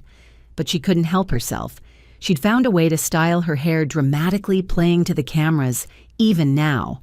Her expression cycled between defiant and pitifully innocent, depending on who was watching. As the proceedings began, Prosecutor Martinez laid out the scope of her crimes: 43 counts of fraud, identity theft, conspiracy, and money laundering. The total stolen $4.7 million across 19 victims. Your Honor. Martinez began. Madison Whitman represents a particularly insidious type of criminal. She weaponized family trust, exploited emotional bonds, and showed zero remorse until caught. Even now, she attempts to manipulate this court. As if to prove his point, Madison suddenly clutched her stomach, doubling over. "I'm pregnant," she gasped. "Please, I need a doctor." Judge Catherine Thompson, a veteran of 30 years, didn't blink. "Ms. Whitman, medical records from the detention center show you had a pregnancy test 2 days ago. It was negative. Bailiff, please make note of this attempted deception of the court." Madison straightened her face, flushing as her lawyer whispered urgently in her ear. She'd just added perjury to her charges in front of everyone. "Let me share some victim impact statements," Martinez continued. He read from elderly victims who'd lost their life savings from small business owners she'd defrauded from Marcus's family about the damage to their company's reputation. Then it was my turn to speak. I stood my prepared statement in hand and looked directly at Madison. "You didn't just steal money. You stole relationships, trust, and peace of mind. You orchestrated a campaign to destroy me because I had what you wanted. Not success, but the discipline to build it honestly." Madison rolled her eyes, and Judge Thompson warned her about courtroom behavior. "But your greatest crime," I continued, "was proving our parents right in their cynicism about family. You became everything they trained you to be, a predator who sees loved ones as prey. The difference is, I broke free. You never will." Madison's mask finally slipped completely. "You sanctimonious—" She caught herself, but the damage was done. The judge had seen her true face. Other victims spoke each story, adding weight to the charges. Marcus testified about the forged documents and planted evidence. His mother detailed the business relationships destroyed by Madison's schemes. Then came the moment Madison had dreaded, the playing of her own recordings. The court heard her bragging about manipulating me, planning to steal my identity, laughing about how easy it was to fool pathetic marks who think love means something. Her voice on the recordings was cold, calculating nothing like the victim she pretended to be. "Family is just a word weak people use," her recorded self said. "Smart people know it's just another angle to work." When it came time for Madison's defense, her lawyer tried valiantly. He painted her as a young woman corrupted by criminal parents, led astray by their influence. He emphasized her cooperation with authorities and her willingness to testify against them. Madison took the stand for her allocution, and it was a masterclass in manipulation. Tears streamed down her face as she spoke of her deep regret and desire to make amends. She claimed she'd been brainwashed by our parents, that she was seeking therapy, that she wanted to use her story to help other victims of family manipulation. "I know I can't undo the harm," she said, looking directly at the victims section. "But I promise to spend every day working to become someone worthy of forgiveness." It was an impressive performance. I saw some victims softening, buying into her reformed act, but Judge Thompson had reviewed the evidence thoroughly, including Madison's jailhouse communications, where she'd bragged about fooling everyone at trial. "Ms. Whitman." The judge began, "I've reviewed your case extensively. Your actions show a pattern of calculated predation spanning years. You've shown the ability to mimic remorse convincingly, as demonstrated by your performance today. But your communications from detention reveal your true nature, unrepentant and already planning future schemes." Madison's face went pale as the judge continued. "You attempted to manipulate this court with a false pregnancy claim. You've shown no genuine remorse, only regret at being caught. Your cooperation with authorities came only after learning your parents had turned on you first. Every action has been self-serving." The judge turned to the gallery. Cases like this are why family financial fraud is so devastating. The victims trusted completely and were betrayed absolutely. Ms. Whitman didn't just steal money. She stole the fundamental safety that should exist within families. Madison Whitman, I sentence you to 15 years in federal prison with no possibility of early release for 5 years. You'll pay full restitution to all victims plus penalties.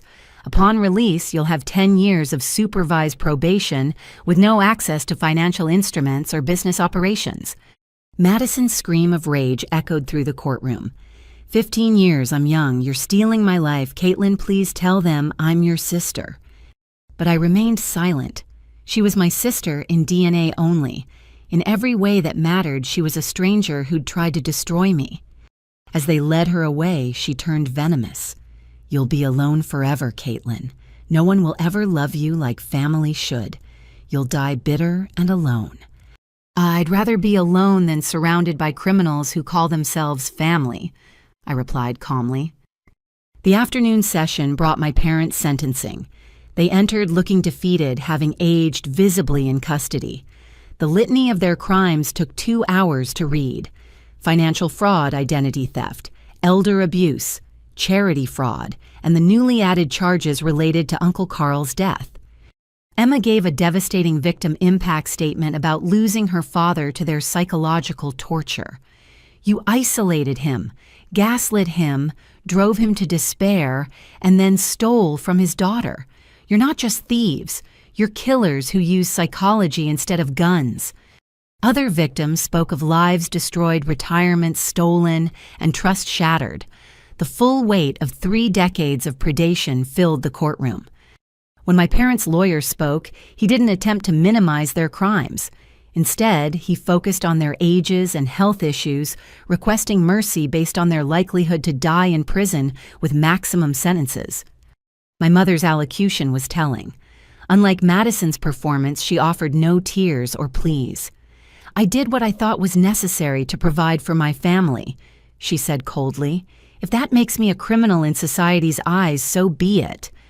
My father was slightly more conciliatory but still deflected responsibility. I regret that our actions hurt people. We never intended for things to go so far. Circumstances spiraled beyond our control.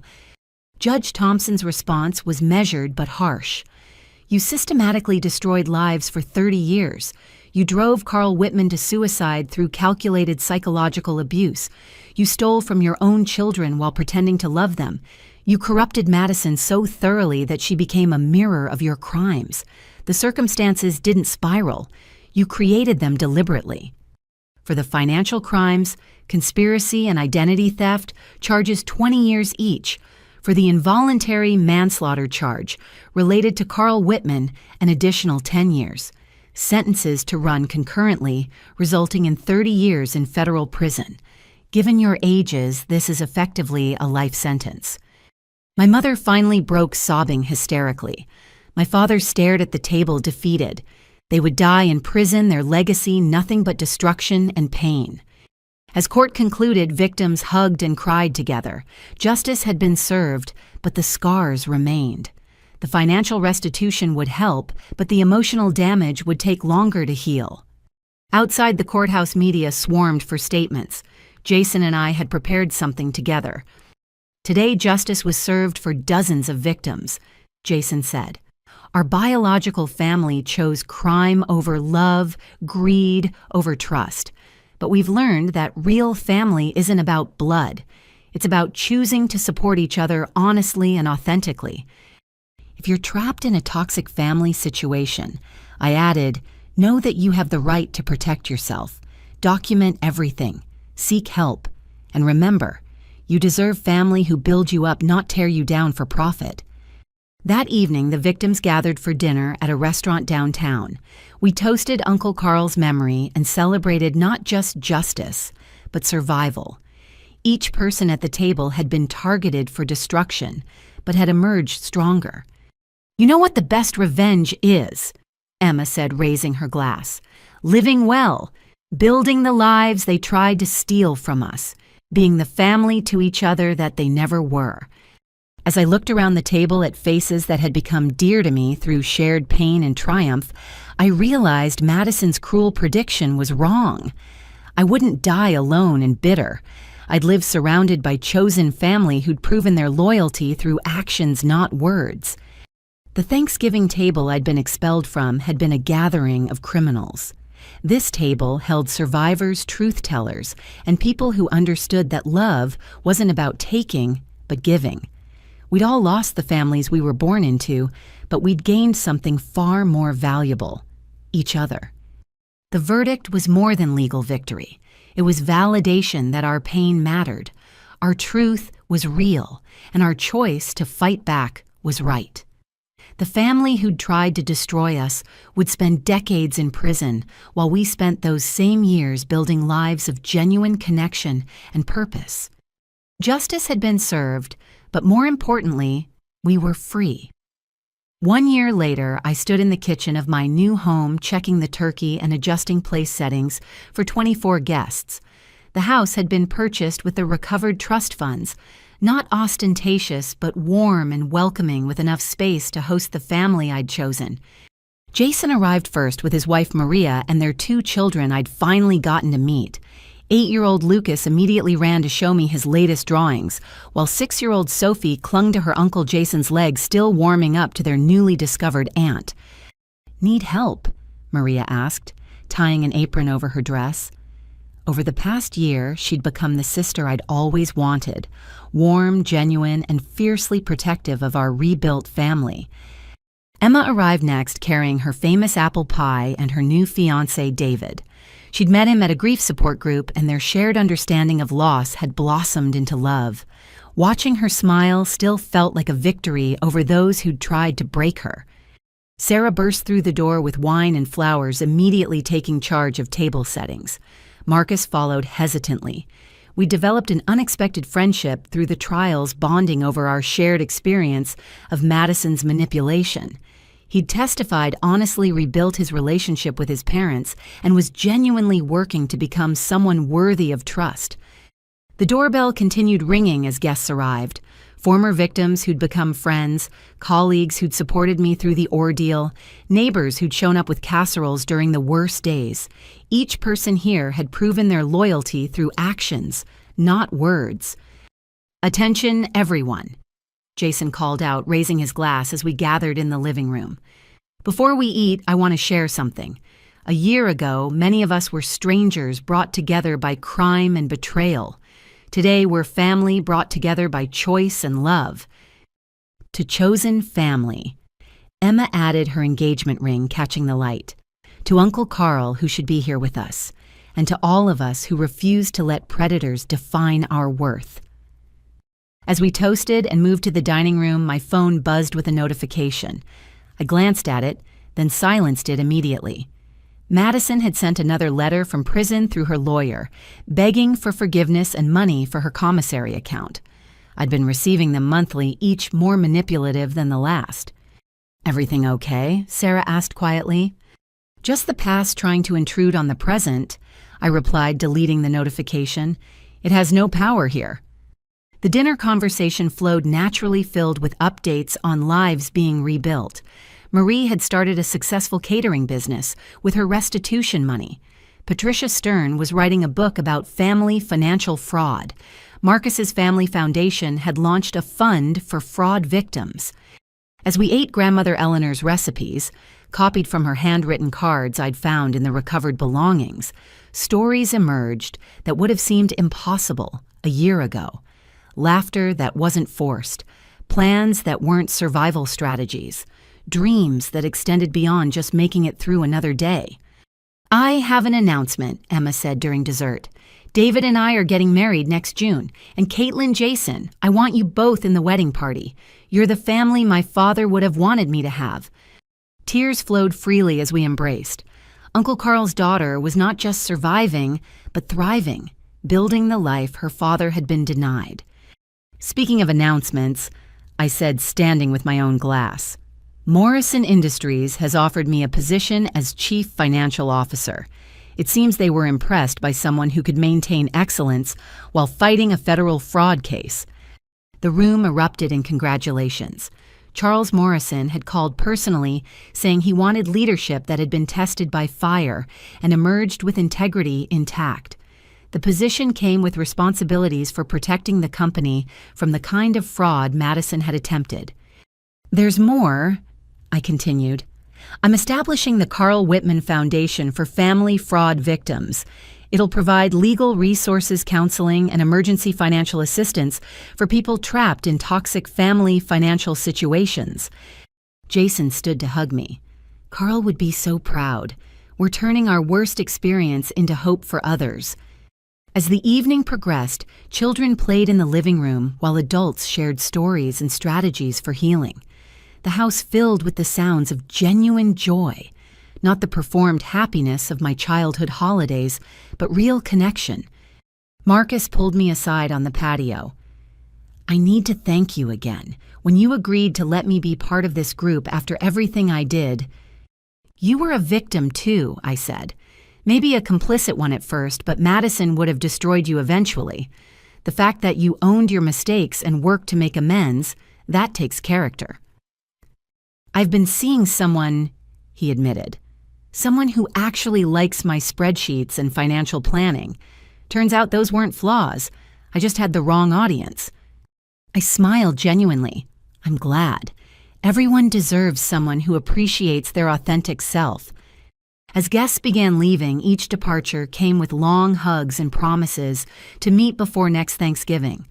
This wasn't obligatory family time to be endured, but cherished time with people we actually wanted to see. Sarah stayed to help clean up, as did Jason and his family. As we worked together in comfortable rhythm, I thought about the Thanksgiving I'd been excluded from the year before. That rejection had felt like the end of the world, but it had actually been the beginning of something better. Do you ever wonder how they're doing? Sarah asked carefully. Sometimes, I admitted. The prison newsletter mentioned Madison started a financial literacy class for inmates. I can't tell if it's genuine reform or her next long con. My parents refuse to speak to each other, apparently. They're in separate facilities, blaming each other for everything. Any regrets? Jason asked. I considered the question seriously. I regret that they chose crime over love. I regret the years I spent trying to earn something they were incapable of giving, but fighting back. Building this. I gestured to my home filled with evidence of real love. No regrets at all. Later that night, after everyone had gone, I sat in my living room looking at photos from the evening. Real smiles, genuine laughter, authentic connection. The family photos from my childhood had always felt staged, everyone performing their roles. These photos captured something true. My phone showed one final message from the day. The prison system notification that Madison's commissary request had been denied due to my block on communications. She could write all the letters she wanted. I was under no obligation to receive them. On the mantel sat a photo of Uncle Carl that Emma had given me. He looked young, hopeful before the family had targeted him. Next to it was a photo from tonight, all of us raising glasses to his memory. He'd lost his battle, but we'd won the war he'd started.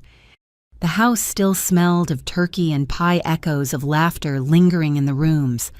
This was what family felt like when it was real, not perfect.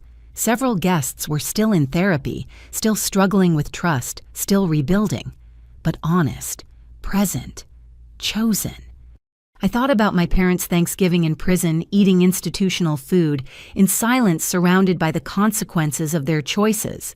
Madison's Thanksgiving performing reform for an audience of felons who probably saw right through her. They'd traded authentic family for money and control, and ended up with neither. Meanwhile, I'd been forced to give up a toxic family and had gained a true one. The money recovered from the trust and restitution was nice, but it paled compared to the wealth of genuine relationships I'd built. As I turned out the lights and headed to bed, I felt something I hadn't experienced in years. Complete contentment. Not the anxious peace of avoiding conflict with dangerous people, but real satisfaction with the life I'd built. Tomorrow would bring new challenges. The foundation launched the new position, continuing to heal and help others heal. But tonight I was exactly where I belonged. In a home built on truth, surrounded by the evidence of love that didn't cost anything but gave everything. The family that had exiled me from their Thanksgiving had given me the greatest gift possible, the freedom to find people actually worth being thankful for. And for that, ironically, I was grateful. 2 years after that redemptive Thanksgiving, my phone buzzed at 2 a.m. with a text notification. The parallel to how this journey began wasn't lost on me as I reached for the device, though this time I felt no dread, only mild curiosity about who would be messaging at this hour. The number was familiar but blocked. Madison somehow messaging from prison through a contraband phone. Her text was lengthy, raw, and for the first time seemed genuine.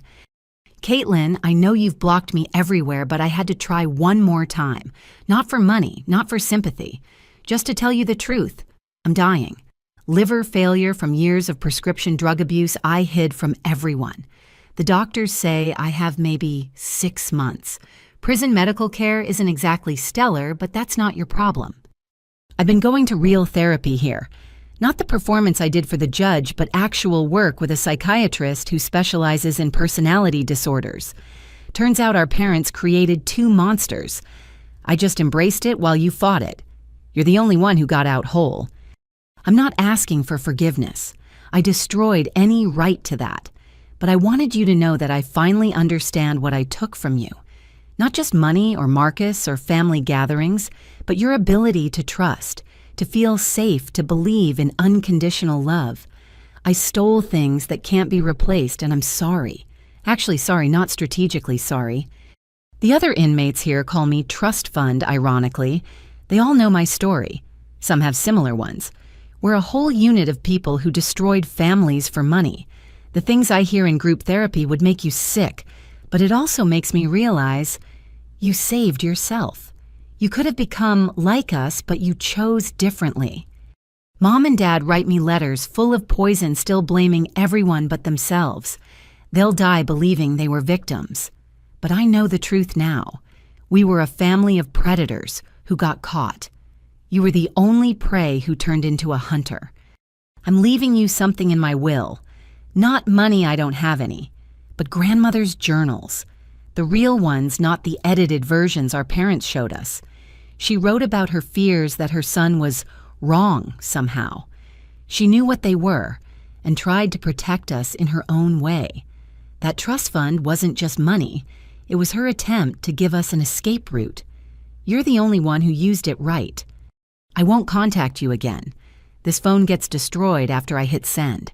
But I needed you to know that somewhere in this broken criminal mind, there's a piece that remembers being 5 years old and looking up to my big sister, before they taught me to see you as competition, before I chose to be what they made me instead of fighting like you did. You won. Not because you have the money or the friends or the life I tried to steal. You won because you stayed human.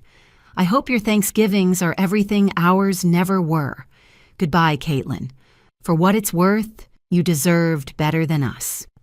I sat in my bedroom reading and rereading the message until it suddenly disappeared. The self-deleting app she'd used erasing the evidence. My hands weren't shaking like they had 2 years ago. Instead, I felt an unexpected wave of, not forgiveness exactly, but understanding. I padded to the kitchen and made tea, then called Jason despite the early hour. He answered on the second ring alert immediately. What's wrong? Madison's dying, she texted. She says she's actually sorry. Silence stretched between us before he spoke. Do you believe her? I don't know. Maybe it doesn't matter. She is who she is because of who they raised her to be. The apology doesn't undo anything, but I'm glad she sees it clearly before the end. Are you going to visit her? No, that chapter is closed. But I'll make sure she gets decent medical care. Not for her, for the 5-year-old sister she mentioned, the one who existed before our parents corrupted her. 3 days later, Jessica confirmed through her contacts that Madison was indeed in the prison hospital with end-stage liver disease. She'd hidden addiction issues for years, self-medicating with pills she'd stolen or bought with stolen money. The damage was irreversible. I arranged for a better doctor and hospice care when the time came, but maintained my boundary of no direct contact. Madison sent one more message through her lawyer. Just thank you. and then nothing more. She died 4 months later, 2 months before her prediction. The prison chaplain called to tell me she'd been attending services, not performing, but genuinely seeking peace. Her last words were reportedly, "Tell my sister she was right to run." The funeral was sparse. Our parents were denied permission to attend, and most family wanted nothing to do with her. Jason and I stood at the graveside with Emma and the chaplain. We didn't speak of forgiveness or redemption. We spoke of waste.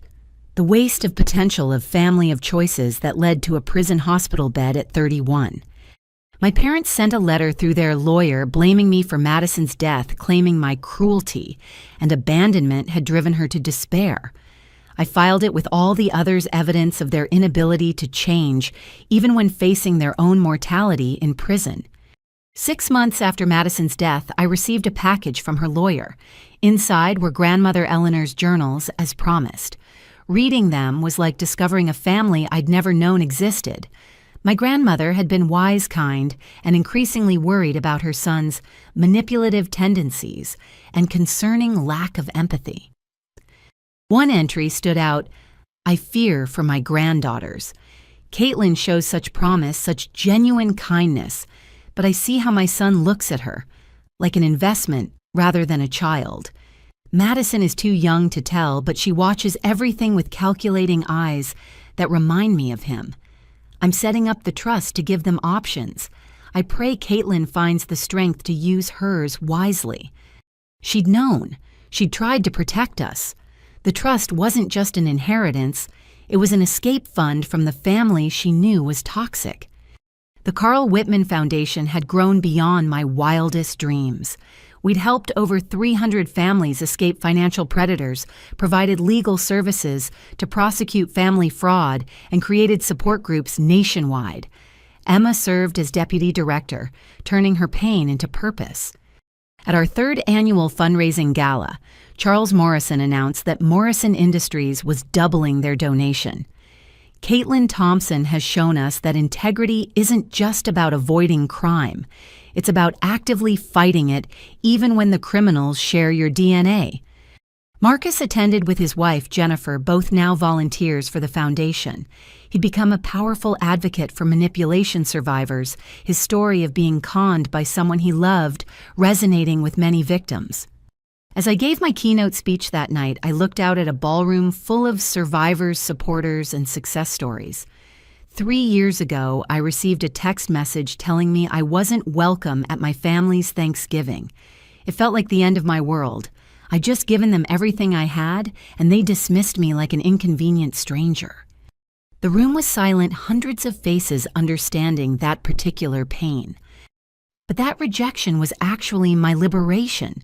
It forced me to see the truth, that love shouldn't come with a price tag, that family shouldn't feel like a business transaction, that giving everything to people who only take isn't noble.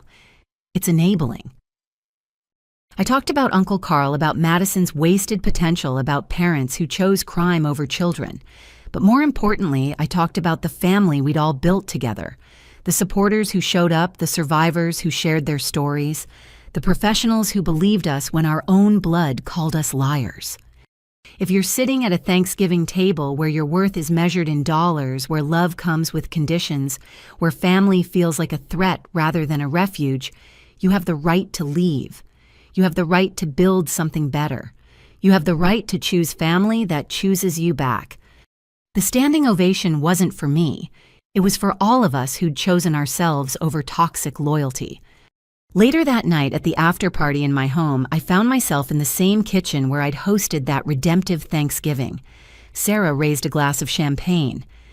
"Remember when you thought losing them meant losing everything?" "I lost nothing real," I replied, "just illusions that were costing me everything." Jason joined us, his arm around Maria. "Madison was wrong in her final text. You didn't stay human despite our family. You stayed human because you left them behind." As the evening wound down, I stepped onto the patio for a moment of quiet. The stars were brilliant, and I thought about Madison gone at 31, my parents spending their remaining years in prison, Uncle Carl, whose truth had finally been heard, Grandmother Eleanor, whose journals revealed she'd tried to save us all.